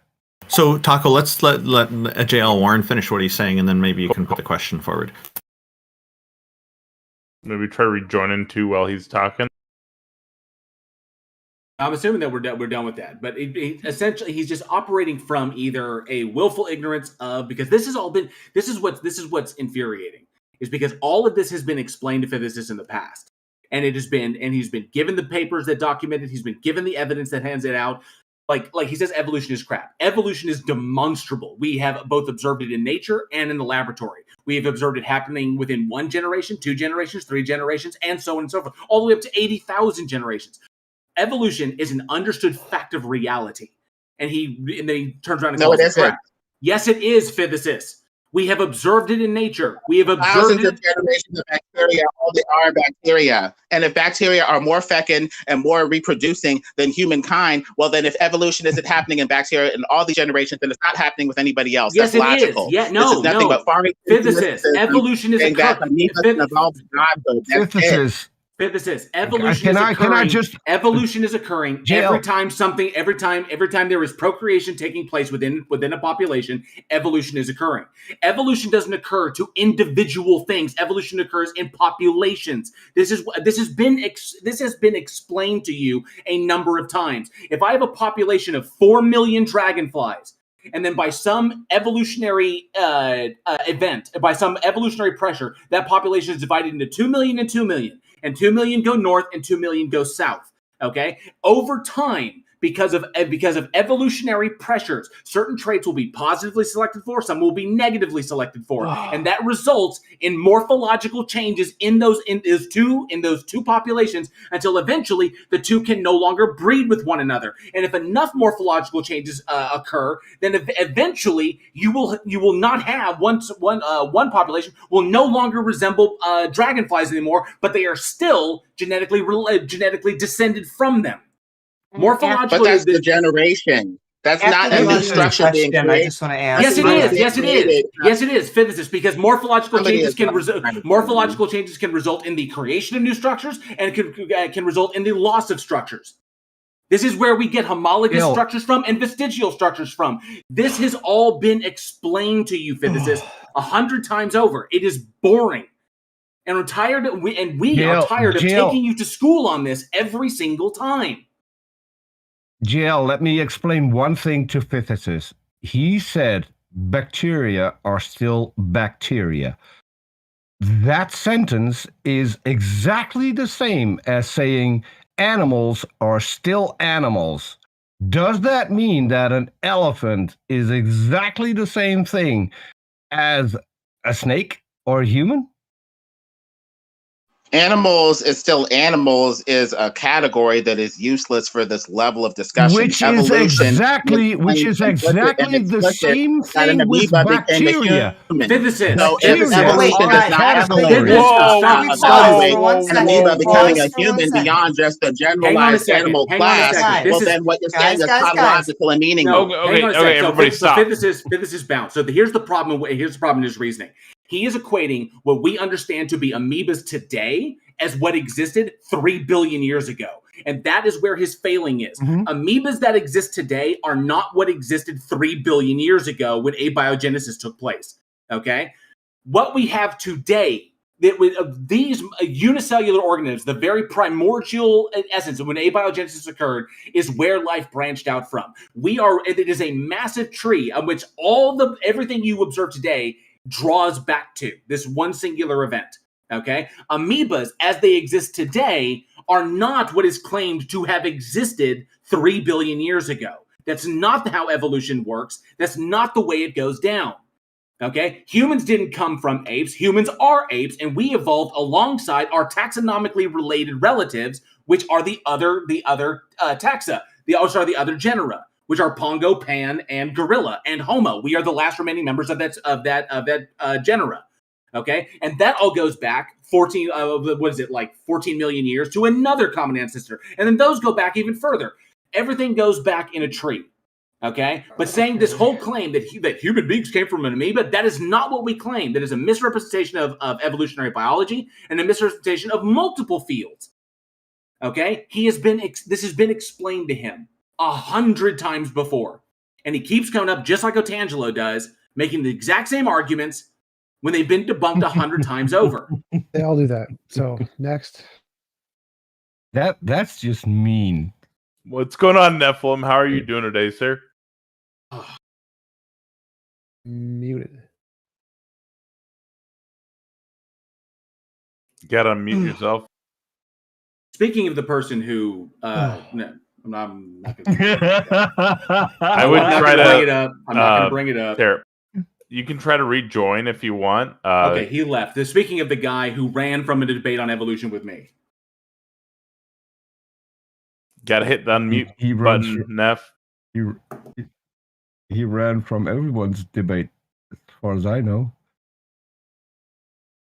Oh, he's server muted. There's probably a reason for that. Okay, so I guess we need to move on to the next person until that can be taken care of. Let me get him on server muted.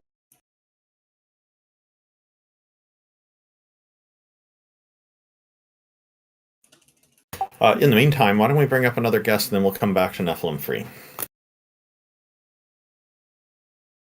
We've got an audience who would like to hear that. I think Boomerstein was indicating in the live text chat that he's got something to augment what our previous guest just was saying. Yeah. I think he's say while they're bringing that up that the reason he didn't answer why we will never be a mammal is because that would debunk creationism. We're always going to be a mammal. We're always going to be primates. We're always going to be humans. That will continue into the future because evolution is a force of nature and a fact.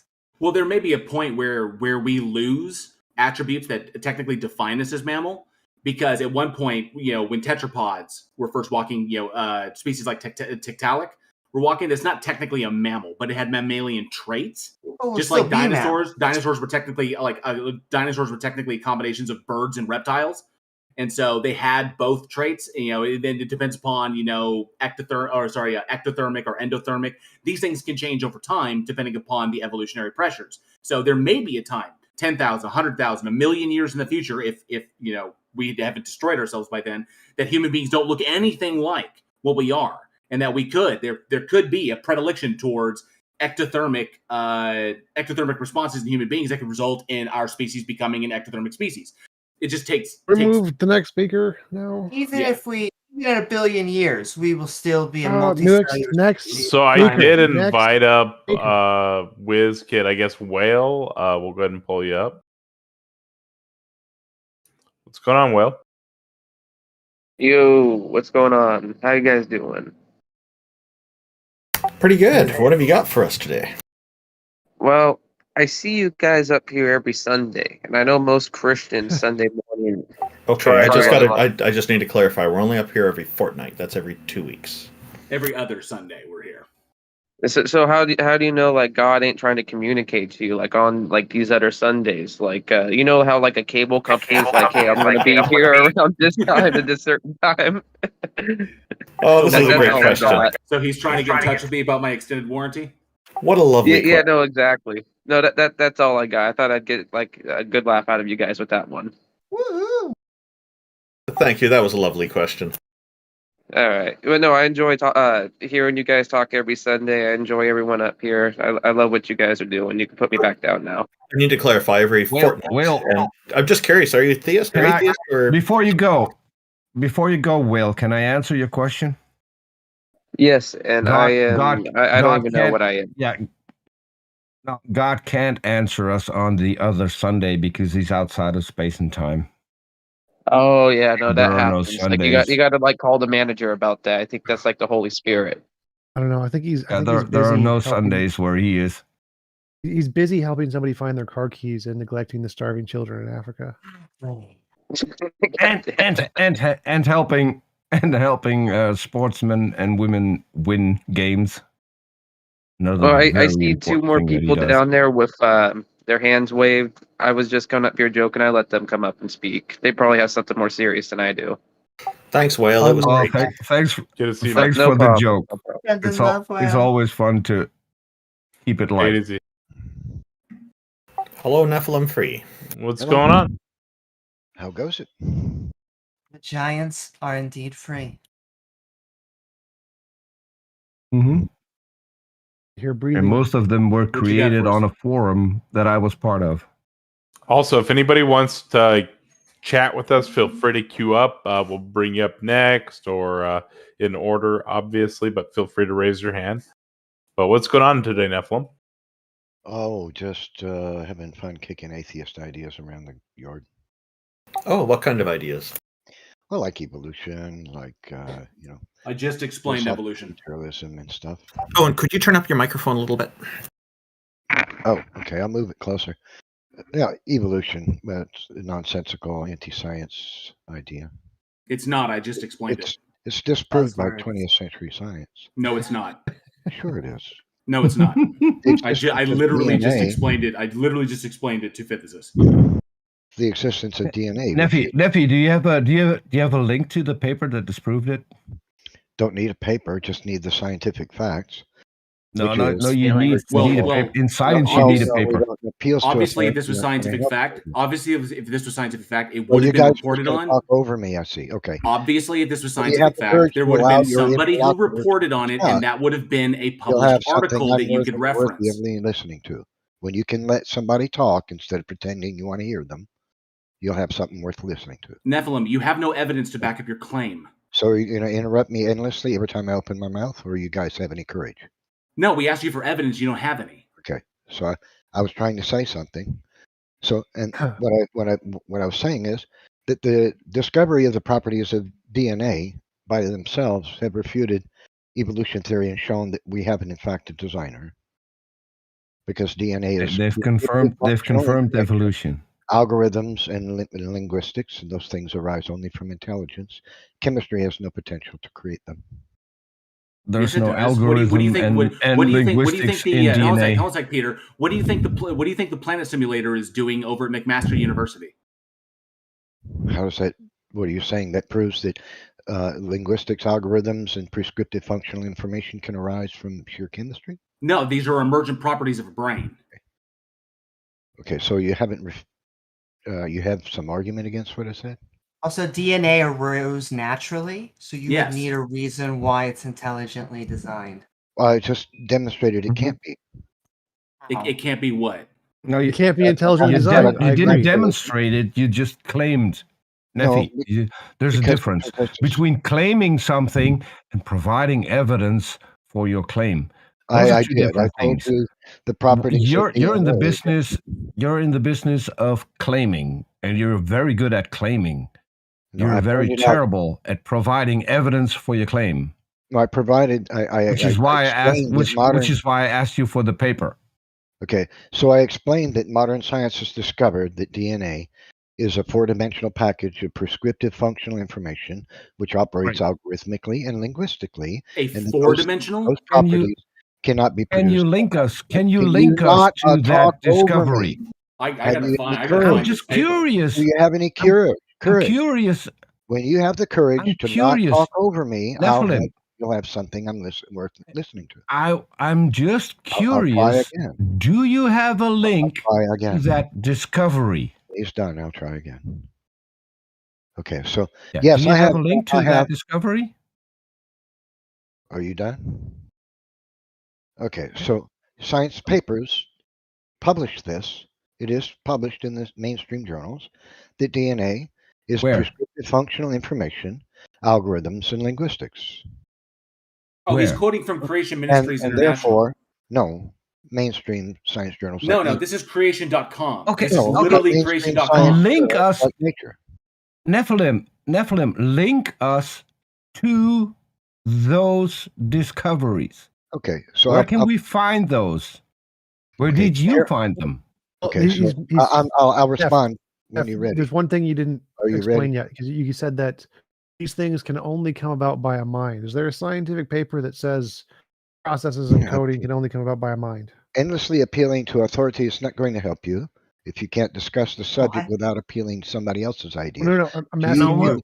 can We're you not discuss appealing it? to authority. Can We're you- asking can you discuss it? for your Okay, you source. guys- Peter, one sec. Are you Neff, ready I'm to asking you. have a We're asking discussion? you Peter, for your Peter, one sec. source. Peter, one sec. Neff, I'm asking you. Are you Why able do to you discuss think things without only? talking over someone? Neff, one sec. I'm asking you. Why you do you can't. think Next time, processes try can that. only? One sec. All right. So I wanted to hear like where. Why does he think that only processes that are from a mind can produce like patterns and language? Like he's asserted this, but I haven't heard him justify why he thinks that. Because Shannon information theory says we can get information just fine, natural stochastic processes. So I just pulled up the article that he's reading from, and it's on creation.com, Creation Ministries International. And the title of it is The Four-Dimensional Human Genome Defies Naturalistic Explanations. So there is a lot of stuff here, and there is essentially going down to the conclusion. This is an argument from incredulity. And completely, it says nothing about abiogenesis. It just says that it cannot possibly be naturalistic. That's all that this is saying. Basically, it's I claim the genome could not have arisen through known naturalistic processes. The evolutionist who wants to take up this challenge must give us a workable scenario, including the source of informational changes, an account of the amount of mutation necessary, and a description of the selective forces necessary, all within the proper time frame. So, essentially, the person who wrote this, and this article was written by Robert Carter. The person who wrote this is asking for what the Planet Simulator project at McMaster University is currently working on. That is literally the question that they are trying to currently answer. This takes time. But going down to the very, very bottom of this thing, like where are his sources and everything, references and notes, and all the references and notes go to other things in creation.com. So there are no papers that this article is connected to whatsoever. So this is literally creationism stuff. Okay. I thought I'd try one more time. I'd give you one more chance. No over talking. Allow somebody to have a discussion instead of talking. Wait a minute. He's talking. Don't interrupt him. All right, JL, continue. So that debunks this. So this article that he's quoting from creation.com has no reputable sources behind it. All of the sources that it's citing also come from creation.com, and at the very, very end of this whole thing, of this whole article, is literally just in the conclusion of this whole thing, which is a massive deal, is literally, I claim the genome could not have arisen through known naturalistic processes. There is no explanation as to why it is impossible. It's just saying, I claim it. So no, you're literally no Nephilim. You're literally citing an article I found in 30 seconds, like 10 seconds. Okay, you're citing an article in which it is literally just a claim and there is no evidence given. It's literally this whole thing is literally an argument from incredulity. Okay, so can I respond? We've been having Can I respond? genes for 4.5 billion years, and we haven't had intelligent creations until the past million, and definitively past 100 to 200,000 years. And there you go, Neff, all yours. So can I respond? Yes. Okay. So I didn't refer to anything in creation.com. I'm referring to papers published in mainstream science journals, including Nature. Okay, for example, the Karolinska Institute of Sweden, one of the world's foremost biomedical research facilities, states that the grammar in the human genomic language is more complex than that of any spoken human language, published in 2012. And I have other sources. So that it's doesn't a say modern anything about a discovery creator. that DNA is in fact prescriptive functional information. Now, It hang on a second, operates Nephilim. Let's look at the first algorithmically. ones. Nephilim. It Stop. operates Let's look at the first algorithmically claim. and Nephilim. linguistically. Nephilim. Let's look And at the those first are one. those are The first properties paper that you can only cited, arise from intelligence. Nephilim. The first paper you You're cited talking over me doesn't again. get you to a I didn't creator. get It's to simply finish my saying sentence. that genetics is complex. I'll talk to you when you don't talk over me. So Nephilim, you literally the first paper you cited is not evidence for your claim. It's literally just stating that genetics is very complex. No, it's That the combinations of states. GAT and GATC are very complex. That's it. No, and no, technically, actually, it's not a language. That's an abuse of language. Just like genetics, just like GATC is not a code. This okay, is an so abuse that's of not what language. the papers say. The papers don't say what you say. They say that it is linguistic, that it's algorithms. I mean, and that it's that the linguistics of DNA, the grammar. You have links to those is papers? more complex than that of any spoken human language. That's what they actually state. And remember, Do you have links complexity to is those not the papers? hallmark of design. So what Neff is presenting is basically why it's natural. Wait, and Amy, what Peter Amy, said was Amy, those wait, papers. Amy, Excellent point, Amy. Amy, wait. Nephilim, do you have links to those papers you just cited? I don't have a link, but I can tell you where to find it. The title of the paper is Complex Grammar of the Genomic Language, published in the journal Nature, November 9th, 2015, Karolinska Institute. They state, and I quote them, their analysis reveals that the grammar of the genetic code is much more complex than that of even the most complex human languages. Yeah, and you see that in the summary of the paper that I just pulled up, grammar is literally in quotations because they're not meaning grammar like language. They don't use quotations. I'm looking at it right now. I have it pulled up on my phone. The Karolinska Institute, November 9th, 2015. The Karolinska Institute. Okay, summary. The grammar of the human genetic code is more complex than that of even the most intricately constructed spoken languages in the world. Grammar in that first sentence is in quotation marks. Excellent. They are letting you know that it is not that it is not grammar like we think of grammar. Then demonstrate it's not. It's not. They're literally indicating it in the article. I haven't pulled up right here. It's also prescriptive functional information that can't arise from nature anyway either. That is a claim, and no, you can't back that up.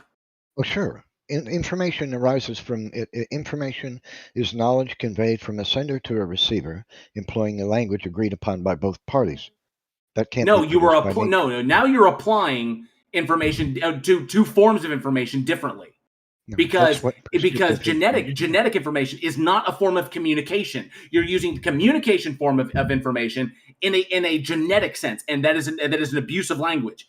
No, you can't do that. That's just like calling genetic. It's like calling genetic code a code, like a computer code. That's an abuse of language. And I just want to say, information is actually the translation of symbols. And so it doesn't need to be a conscious agent that does it. It's why you can just have a camera reading data and translating that into information to ship a box to a correct location. Well, that's incorrect. What's been discovered is that DNA actually possesses these properties. I'll give you a citation from Abel and Trebers. They state, and I quote them, no matter how many bits of possible combination it has, there is no reason to call it information if it does not at least have the potential to produce something useful. What kind of information produces function? In computer science, we call it a program. Another name for software is an algorithm. No man-made program comes close to the technical brilliance of mycoplasmal genetic algorithms.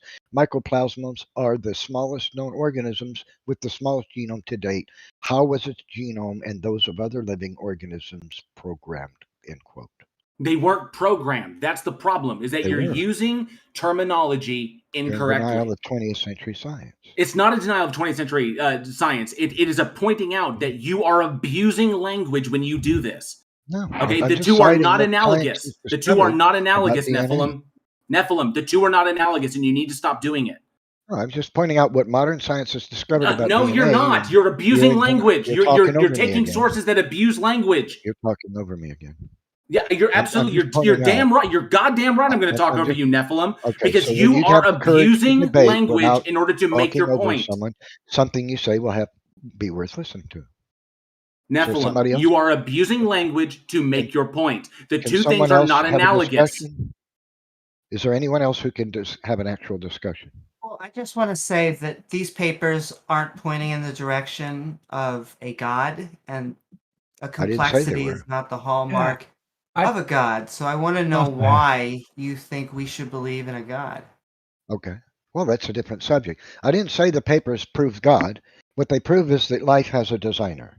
That's what they prove. You The asked question if you wanted to have a conversation. today is not whether or not life is designed. The question is, who is the designer? That's the only question left today. Okay, if the question is who is the designer, then first we need to establish if the designer you propose actually exists. So I have reasons to believe. How can we get some evidence whether or not your exists? Because if he doesn't exist, he didn't design anything. Yeah. So I do have reasons to believe that the biblical God is the designer. I'm not asking for reasons for you to believe. I'm asking for evidence of your designer actually existing. My reasons Those for are two believing different is the things. No, it is the evidence. That's my reasons for No, believing. no. Your reason to believe and the fact that you believe is not evidence. Okay, you're not That following is a along. claim. My reasons for believing is the evidence. Can you follow that? Do you understand that statement? What's your evidence? Well, there's multiplicities of evidence. One is that the Bible proves itself to be the inspired word of God. Why should we believe the Bible? Because it has historical foreknowledge that goes far beyond what's reasonable. Why should we believe Okay, the when you're Bible? able to allow me to speak without talking over me, you'll have something to say that that's worthy of me listening to it. Are you able to? Okay, we're done with him. I So just he wants to be want dishonest to all day know, long. I'm because- sick and tired of his intellectual dishonesty, and I'm sick and tired of his nonsense. The conversation is old. We already know where that's going to go. That his reasoning is that he's using the Bible to prove the claims of the Bible, and it's like I said, there's no point in getting on that merry-go-round because it doesn't go anywhere. And can I just point out that evolution versus creationism is a proxy war, because there is no evolution versus creationism. There is evolution because it's a fact, and you can either accept that fact as a theist or an atheist. And the big point, the really important thing on that is that God, the existence of a God, and the truth of and the fact of evolution and the hypothesis of abiogenesis these are not mutually exclusive concepts. They're not. A God could exist, like a God or a deity or a deity could exist, and evolution could be the means by which it diversified life, and abiogenesis could be the means by which it created everything. So these are not mutually exclusive concepts. Okay? And his intellectual dishonesty and willful ignorance is just aggravating as hell. Now to add to Amy's point, I often tell people, it's creationism versus abiogenesis. That too. True, yeah. It should be creationism versus abiogenesis, not creationism versus evolution. Yeah, very different things. Yeah. The YouTuber A Bit of Orange fell into that same trap, thinking that... Well, wouldn't it be more like creationism versus like Big Bang cosmology?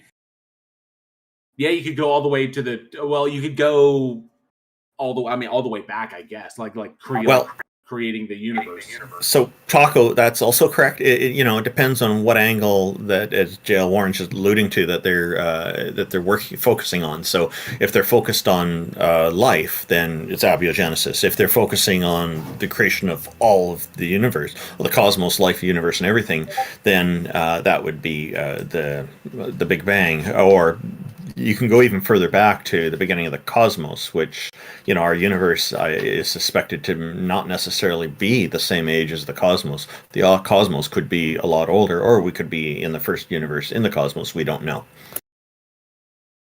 Right, and there's also a bunch of deistic concepts too, like necessity and that type of thing. Anyways, what's going on, Holy Relic? Hi, hello. I want to talk to T-Jump specifically about something. Is that fine? Are you there, T-Jump? What? You have a fan. Am I getting Yeah. paid? No, you're not getting paid. But I just have a question. This isn't an argument. I just want to clarify one point that you made. Your mom. Okay, that's a great answer. Okay, anyway, the point I'm trying to get at here is that you said that something along the lines of, if I can prove that there is another B theory of time, then that disproves that it necessarily is the case that it disproves the fact that it's necessarily the case that there can't be like a first cause type argument or whatever. What? That was an infinite regress thing. It was like if it's logically possible that you can have a present moment and an infinite past, that disproves the fact that it's logically impossible to have an infinite regress. Yeah, I have a question. So that is correct, but why? Just a personal question. Why in my life and like all observed human history have we not seen B theory of time? Does it not seem like unlikely? Why have we Okay, not so seen a theory of why what? have we not seen it enacted? So why is time seemingly sequential? Like why is it sequentially going from the past to the present seemingly? Because that's the way it seems. Because What does well, that have to technically, do because with anything? we're three My dimensional. point is that I feel like it's more likely that a theory of time exists technically because we we have perceive in the third. Literally doesn't matter. Like the we point of perceive the in the third argument. Wait, dimension. hold up. It doesn't. The point of the argument wasn't that B theory of time was likely or the most likely. Like I don't accept the B theory of time. That wasn't the point of the argument. The point of the argument was is it logically possible to have a past infinite regression and a present moment? I don't accept the B theory of time either. So I got it. So if would you accept that the A theory of time is the most likely to be true or no? no, it's not. It's not the consensus in physics. I go with the consensus in physics, which is neither the A theory nor the B theory. Okay, that's all I wanted to clarify. That's it. Thank you. Well, thank you very much. See ya. Awesome. And if anybody would like to come up, feel free to raise your hand. We'd love to have you come up here and chat with us. But do any of y'all have any comments on any of the guests we've had so far, or any other discussions that we've had so far? Yeah, Nephilim, get good. God, sorry. Nephilim's fun. He's just aggravating ever since he ran from the debate that I was supposed to have with him on evolution. Hello, Viking Zek. Welcome. What is up, my fellow Canadian brother? So, all I wanted to say is thank you to you guys in particular for lowering the intelligence of the entire Discord by bringing up Nephilim. That was amazing. My brain hurts. You're welcome. That was my idea. You are 100% welcome. The combination of Nephilim and physicists, just outweighs like Otangelo by Antithesis was definitely the first step. Yes, and it was the natural progression. The only thing worse would now to be bring up Mr. Batman, and that is not a suggestion. Please don't. No, last encounter we had on here with him, he got into all kinds of bigotry that I ended up making some rather strong statements in response to. Nothing bad. It's just Randolph had to make an executive decision. He had to make an executive decision in the only way a Canadian can. Yeah, I handled it politely, but I stated very clearly that his ideas were not acceptable. It was anti-LGBTQ stuff, I believe, and anti-sexual orientation stuff. What did he say that handled those well? What? And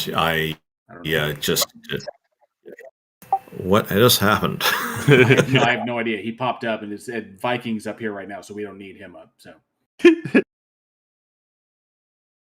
And now a God 420 just mysteriously appeared. Wow, this is an interesting stream. Okay, so Viking, did you have any ideas you wanted to present forward to us here? Not really. Unfortunately, I'm pretty much in the same boat as the rest of this panel.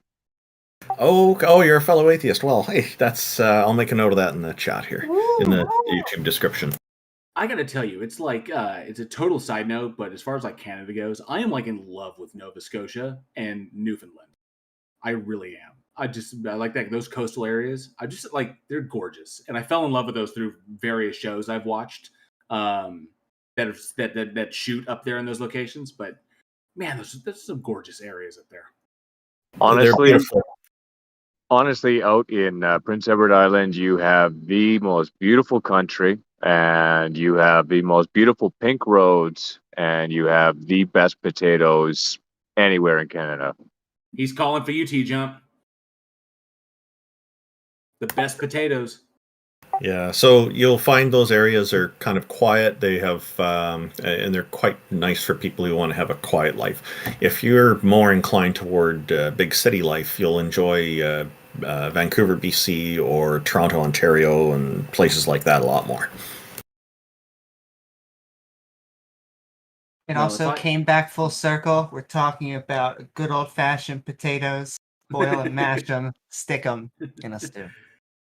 Well, if I ever emigrate, which is looking more likely if I get the opportunity to do so. If I ever emigrate, if I try to get out of Gilead before it becomes Gilead, then I'm looking at Nova Scotia or Newfoundland because. No. You want to go to the Okanagan? Oh, really? I'll say that flat out. The Okanagan is the best spot in Canada. I have a question for the Canadians. Uh-oh. Prince Albert Island, is that a good place to get a piercing? I don't think I've ever been to Prince Albert Island. Yeah, I haven't either. I thought someone mentioned it earlier. Most guys only go once. You mean Prince Edward Island? Anyway. I may have misheard. So I'm thinking that we're probably close to the end here, unless somebody else wanted to join in and provide any perspective. Otherwise, we can go with our final thoughts, and I think we'd be happy to let our guest here give some final thoughts if that's the case.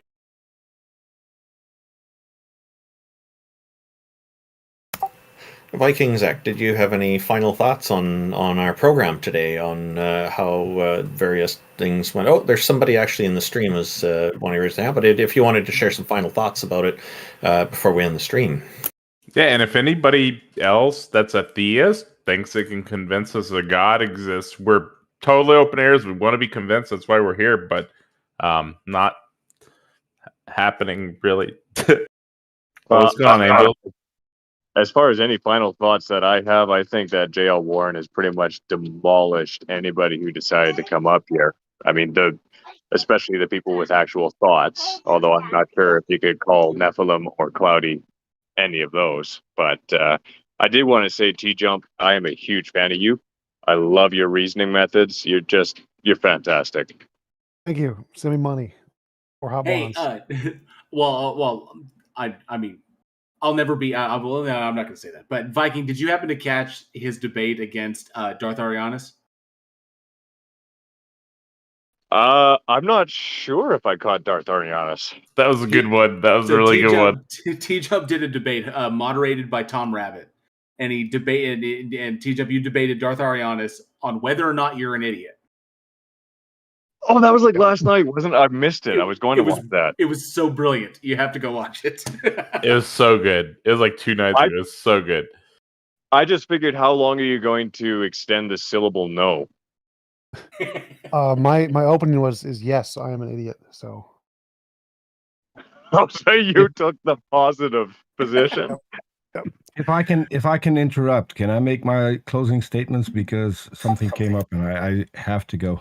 Oh, okay, sure. And then just going to say, Viking Zach, thank you for joining us. We're going to move on to Angels Freeman just after Peter speaks. Thank you for joining us, Viking Zach. Thank you, Viking. Okay. I just wanted to say this is always a lot of fun, and today was something special. JL, thanks for the interaction with Cloudy. That probably made my day. Oh, absolutely. And yeah, I'll see all of you back in 2 weeks, I guess. Take it easy, bud. Yeah. Send in love, Peter. Catch you guys later. I'm actually supposed to debate Cloudy. Take care, Peter. He wants to debate me on the existence of God, and I'm trying to get that set up with a moderator. Now I'm kind of like, But anyway, Angels Freeman. Yeah, just like to say it was nice to see Whale come up. He's always good fun. And Nephilim, and physicists. Oh my word. Isn't that something? We had a whale of a time. This is a very, very fun group of guests today. It's I had fun. This was very fun. Yeah. So, Angels Freeman, did you have something for I've us? stopped arguing with Nephilim. Yeah. I've been hanging around on PNR for a while, and I've been talking with Nephilim and a few of the other people. And it was just so pleasant to see you guys hold Nephilim to it in a format where he didn't have a mute button just to tell you guys, just to try to mute you, because usually that's what he does. And once you start to get to a point where you're holding his feet to the fire, he'll just mute you. And, we've found sources before, brought him sources. Like, I guess my question is, how can you express to somebody like that you've already talked to them so many times, and unless they up their game, like JL said, like, be better. Like, I just don't know why they keep coming back with the same BS and never advance their arguments. From 1999. The only thing I could posit from this is that, I mean, you can posit it one of two ways. One is that they're being willfully ignorant. They actually do understand what we're trying to say to them, and they just willfully ignore it. It's like, nope, I'm just going to ignore all that, and that they're doing it on purpose. And the purpose, and the only reason they would do this is because they know that there are going to be people out there that they interact with who haven't acquired as much education on these things that they could potentially manipulate with this. They could say, "Oh, look at all this that I have," and then they can kind of overwhelm the less versed and manipulate them into believing their position. So, and they do this over and over, and I think that Nephilim personally, he does this because he knows he's going to get shut down, and it essentially makes him look like he's being persecuted. So it kind of fulfills the Christian persecution complex that he's got. You're stealing my ideas, JL. Come on. Right. So Nephilim will come up here, and he knows he's going to espouse his stuff. We know he's going to espouse his stuff. He knows we're going to debunk him. We know he's going to debunk him. But if he's like, no, you keep interrupting me, you won't let me talk like that. I'm a victim. I'm being victimized. I can't. You're suppressing the truth. And then he eventually acts such a fashion that he gets kicked. Then he can say, I was the victim. They wouldn't let me speak. And blah, blah, blah, blah, blah. And basically, it fulfills his Christian persecution complex, and then he can go and appeal that to other people and be like, the atheists, they just won't let you talk. And, it's just the big vicious circle there. That, or, he's a Poe, and he's just doing it for the lulz. I think it's the lulz. Because he can't be that, I don't know what he's doing, but he's definitely not in the audience. He's already spoke, so he doesn't care to listen to anybody else. He could be busy. I don't know. But, it is the end. The best way I just find it very disingenuous. Just very disingenuous, that's all. Right. The best way to handle guys like that is like a lawyer, just like J.L. Warren was kind of holding his feet to the fire. It's what they want to do to us. It's what people like Darth Dawkins want to try and do. And so the mechanism that you need to use is just simply the Socratic method. Ask questions about their own beliefs. Answer truthfully when they ask you questions, but it really should be a 1-for-1, and you should be trying to figure out why Nephilim Free thinks that giants are real. Because, once again, I love all theists out there, but that is ridiculous. Well, he linked to me. Oh, go ahead. Sorry. All those, like, I think they're from 2008, 2010, something like that. All those giant discovered articles and like Egypt and other places that were posted all over the internet. That's what he linked to me. He linked to me a couple of those when he told me that he believes in giants. Yeah. Well, he's the joke article, are fake. Yeah, he's not interested in science. He's interested in filling his narrative to a way he feels comfortable. And then once he has a comfortable story, I think he just sticks to it. No need to change it. It works. Unfortunately, I still think it's funny that he ran away from a debate from JL and then claimed that JL did it. That was funny. Oh, that was hilarious. Yeah, that I forgot all about that. That's right. That's right. I mean, I He got came in to and read laid the down the emails, so gauntlet. I know who's telling the truth there. Yeah, he laid down the gauntlet, and then he backed Ran out. away. Yeah. I Well, it was challenge you very to a nice to see duel, you do that, sir. JL. Again, I would like to find a way to calmly, not, I don't want to hurt Nephilim. I guess I'm getting soft, but at the same time, it would be nice if he could up his game a little bit and be more honest when he doesn't know. It's just, even if he just said it seems this way to me, that it must be this way, I'd have a lot more respect for him than him just telling me it is that way. Right? Agreed. So I guess that's what I'm after. I'm after having the Christians be less confident in their assumptions, and I'm kind of curious how they can be so confident, like all in, and it's got to be some kind of brainwashing, self brainwashing. I don't know, but anyway, I'll just leave it there. Dunning-Kruger effect. I don't know but what it is, Yeah. but I'm Dunning-Kruger curious. effect. And I'll attest. I will attest. Indoctrination goes deep. Goes like big time deep. I didn't realize how deep until I was on my path of deconversion, and because I was brought up in the faith, and at one point, you get that one moment where something just doesn't make sense, and then that elicits inquiry because my parents raised me to always ask if something doesn't suss out, always figure out why.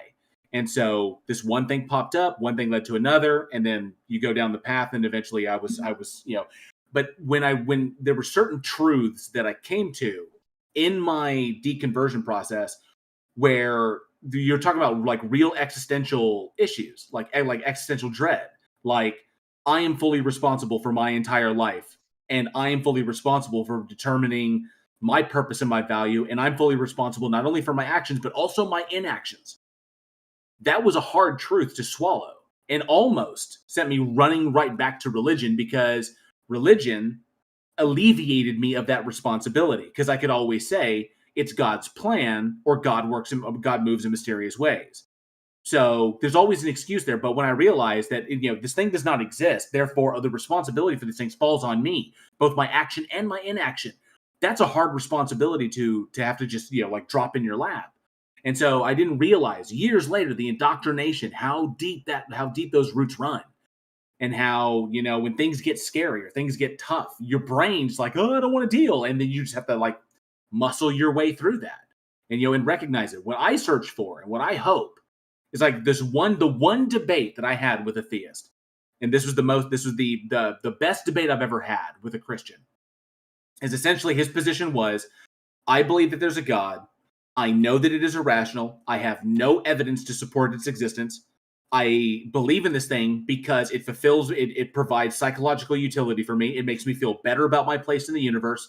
I can't demonstrate the truth of it. It's something that just I derive value from, and therefore that's what it is. That's it.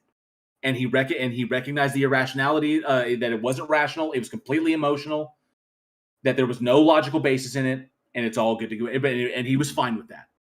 And I was like, okay, that's intellectually honest. I can't argue against that, because he was able to accept that. And if they could all be that way, that'd be fantastic. We do have one other person raising their hand if we want to go to them before we end. I was going to actually say something. Thanks, We actually already have Boomerstein in here. Oh, gotcha. Yeah, I've been waiting. What do you want, Boomer? Yeah, what's up?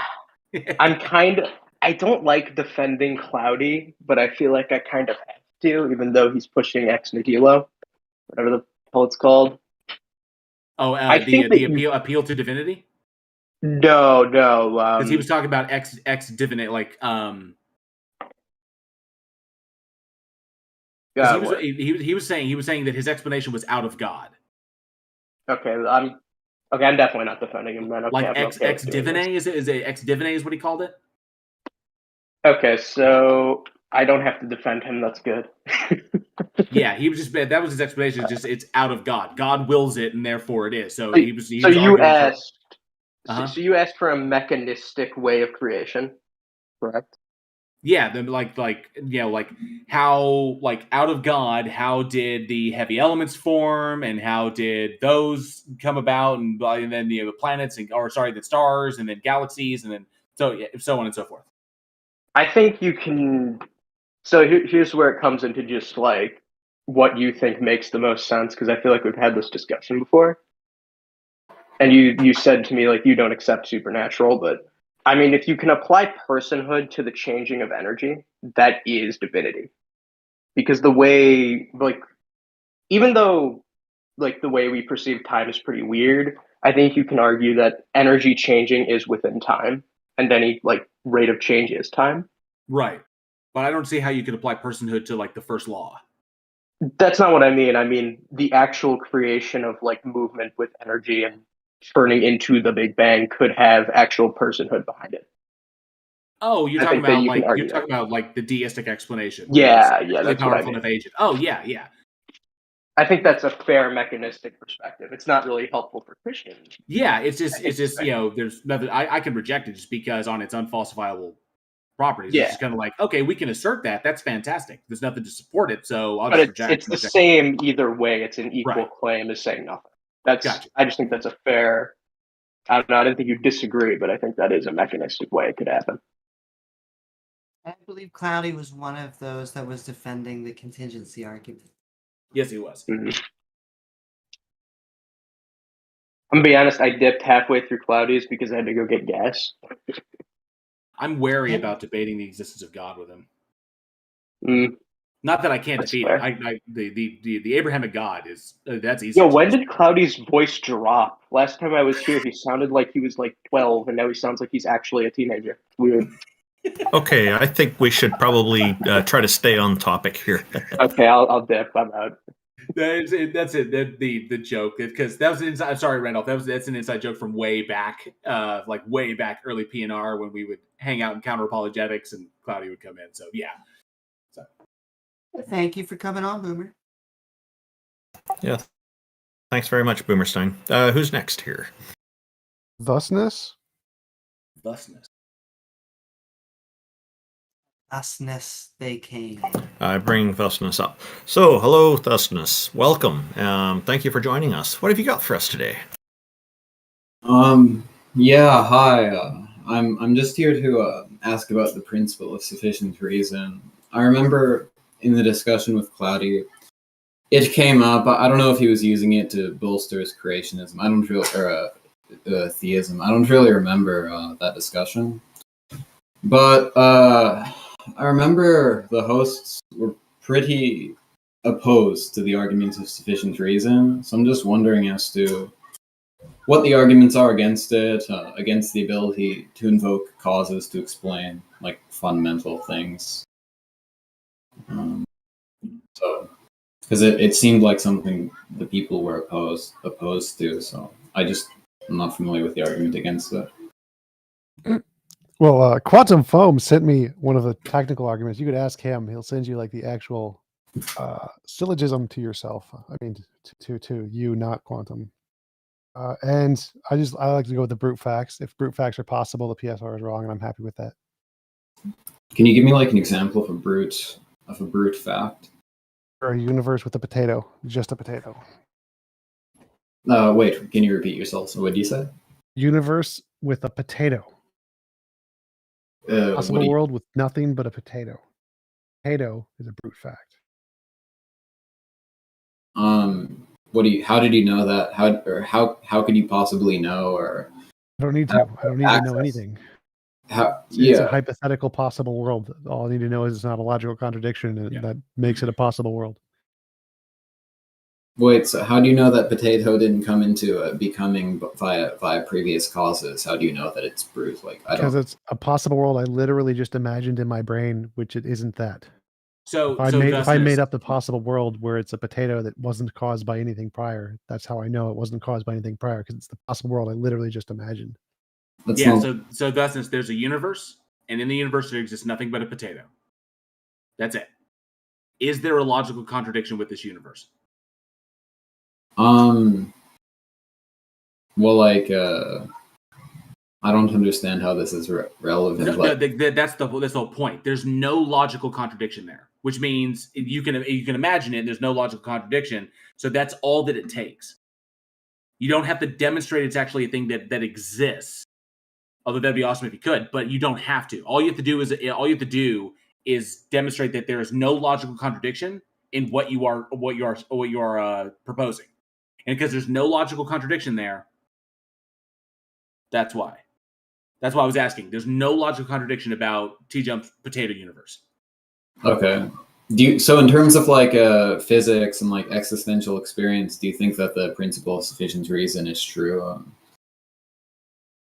You mean insofar as we can say the actions we see around us are caused by previous actions? Sure.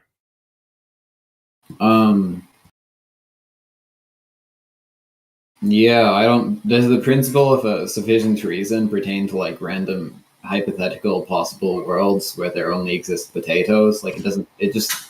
Maybe I just haven't thought about it, but it just depends which PSR you go for. If you're going for the PSR that says all contingent things must have some explanation or all events must have some explanation, yeah, even the logical possibility of one event not having an explanation would refute the PSR. If you're going for like a weak PSR or something, maybe not. How do you know that the possible world with the potato does not have an explanation? Like, on what grounds are you negating? Because I literally defined that possible world. So, possible worlds, just ways the world could be. One possible way the world could be: potato, uncaused, existing, only thing. It's one of the possible worlds. I'm defining that one possible world is the one I'm speaking about. So, if it was created by something else, that's not the word I'm speaking about. I'm only speaking about the one where the potato is a brute fact and it wasn't caused by anything else. Do you believe this possible world is like currently ontologically real in a latent No, sense? I'm not a modal ontic realist. Yeah, so I mean, the ontology of this possible world is founded or contingent on your thinking about it or entertaining its possibility. So it's not an uncaused plane or thing. No, if there's no logical contradiction in it, then that means that it's possible, which means there's no logical contradiction. Therefore, PSR, one of the principles is false. Things that are contingent don't need a prior explanation. All it needs to be as logically possible. It doesn't need to be actually proven to be the case. You just need to show how it's possible. That's it. Wait, so what's the potato contingent on? Like, it just seems completely abstract and not related to anything. It doesn't seem contingent. Contingent means could be otherwise. So it could be a tomato instead of a potato. Oh, It could be okay. an apple, watermelon. Are you asking what is it dependent upon? Well, what do you mean? Like what's We're asking if it relied on something, right? Well, yeah, like the well, this guy says he doesn't believe in the ontology of the possible world, so I think that question would be kind of irrelevant, or not it wouldn't apply. But I think I misunderstood. Actually, I think it clears up the the argument that these people were making, because I wasn't even familiar with the formal argument or the principle of sufficient reason. I don't really read like modern philosophy, so I just wasn't familiar. Don't sweat it. Just if somebody ever brings up PSR, just say omni potato, and you've got them. That works for every argument. Just potato. Well, yeah. Well, anyway, I mean, yeah. I mean, you cleared it up. I mean, I don't have any other further questions, I guess. Okay. Thanks, Thusness. See you. Bye. Thanks for coming up. Thank you, Thusness. So T-Jump, is that going to be like our answers for everything they bring up? Just omni potato? Should be. We should just have one day that that's the only answer we can give to any question. Great if Nephilim came that day. It'd be phenomenal. Omni potato. So Otangelo sent me a PM saying he had a previous conversation with T-Jump. Let me pull it back up. So last time I was talking about the genetic code, but I was interrupted by T-Jump. I think there's more to be debated about it. The genetic code is language, which in my view is strong evidence of design. I want to explore the topic a bit further. That's from Otangelo, so maybe he'll come up. I'd rather not, because it's just an abusive language. It's an abusive Oh yeah, for word. sure. For sure. Like when he said the genetic code is a language. 100%. That's an abuse of language for sure. Right. All right. So we don't have anybody else in queue really. So I think we were planning on calling it a little bit early. If Tangela wants to pop up, you're welcome to pop up. Does anybody have any closing words that hasn't already said their closing words? Omni potato. I'm going to go take a nap. See you later. Thanks for coming, everyone. Jump. I have links for everybody pinned in the Heathen Hangout chat. It's also on Randolf Richardson's YouTube and probably on jail, and I don't know who else has it all, but there's linking everybody, so make sure you click and follow everybody. Everyone here rocks. Yep. This is on the politics and religion Discord, so make sure you guys join it and hang out here. There's a lot of people that debate religion here, and there's some good and some bad and everywhere in between, so you'll fit in. So Taco, we did cover some final thoughts, but I don't think we heard anything from JL Warren or Amy or myself yet. So yeah, go ahead, and then I guess I'll just close up because I can end the stream. Cool. Amy, feel free. Sure. So thank you guys so very much. Just going to give a shout out to everyone out there in the chatosphere and the interwebs. A lovely shout out to James W., my co-host. I do a stream myself at the... And his cat. That's right. Gizmo is our producer, making sure that everything looks good. And so if you are an atheist, a theist, as long as you are friendly to skeptics, come on by and have some fun. And I just want to thank Randolph Richardson, Taco, T-Jump, JL Warren, Peter, the whole panel, and everyone that joined us tonight. It was a lot of fun, and I look forward to having even more the next fortnight. Oh, and don't forget to like and subscribe. Yeah, that's great, Amy. Did you have any final thoughts about today's episode? Anything that really stood out to you? Sure. The contingency argument I have been thinking about now for like a good half of year. I've become kind of obsessed because I don't understand what's going on here except for a pre-assumption that everything has to have a cause except on sale now, this special thing that breaks everything that just came out of my mouth like 5 seconds ago.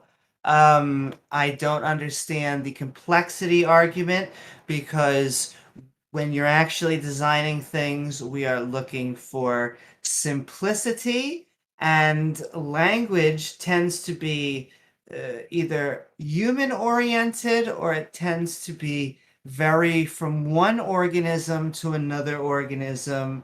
DNA and self-replicating molecules are not doing the same thing that we're doing. They have ways of communicating with each other, both within themselves, short range and long range. Nonetheless, they are not going to speak Spanish, they are not going to do JavaScript, and thus they are not the same thing as the programming language or the language that are coming out of our mouths in the past 100 to 200,000 years, and really 200 years if we're talking about programming languages. And so natural came first, artificial after, cart before the horse. Sending so much love because it was a great back and forth of ideas. Well, thank you very much, Amy. JL Warren, what are your final thoughts on this? And then I have some. We had some. Well, I want a huge thank you to Taco, to Randolph Richardson, Amy, to T-Jump, to Peter, to everybody that showed up on the panel, to all of our guys, or all of our people that weren't here, but it was awesome. I thought this was a really, really good stage. Had some good conversations there on morality, which was good, on addressing arguments from contingency. Also some bad ones, on evolution and other things. But nonetheless, I thought it was a great opportunity to get information across to the audience, kind of maybe fill in some blanks where people may not have known. But otherwise, I thought it was productive. I thought we had a good productive stage, and it's all we can really hope for every 2 weeks that we do this. So huge thank you to everybody. And of course, I'm currently live on my channel over at Bridge the Divide. It's youtube.com/JLWarren. If you want to pop over, if you like to hear me explain why the Abrahamic God does not exist, how it cannot exist, I can give that explanation over there.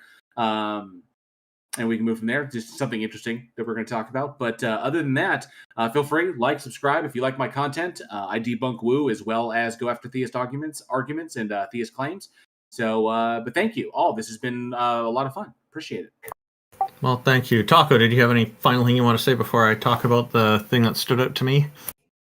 I enjoyed the majority of it, as always. There was some really good conversations. The first half was really good conversations, and then we had Phthisists, and we had Nephilim Free, who are always favorites of mine that came up. They were fiery and feisty as always, and I feel like we successfully were unsuccessfully convinced again, if that is proper phrasing, but that's all I got. Well, that's great. For me, I greatly appreciate everybody tuning in and joining in on our panel with us as guests to present their ideas. It's always fascinating to hear the different ideas that people have, because there's just so much diversity in our world. Now, near the beginning of the stream, I guess I fielded the first question and first challenge. And so I just wanted to kind of remind people, think about this, this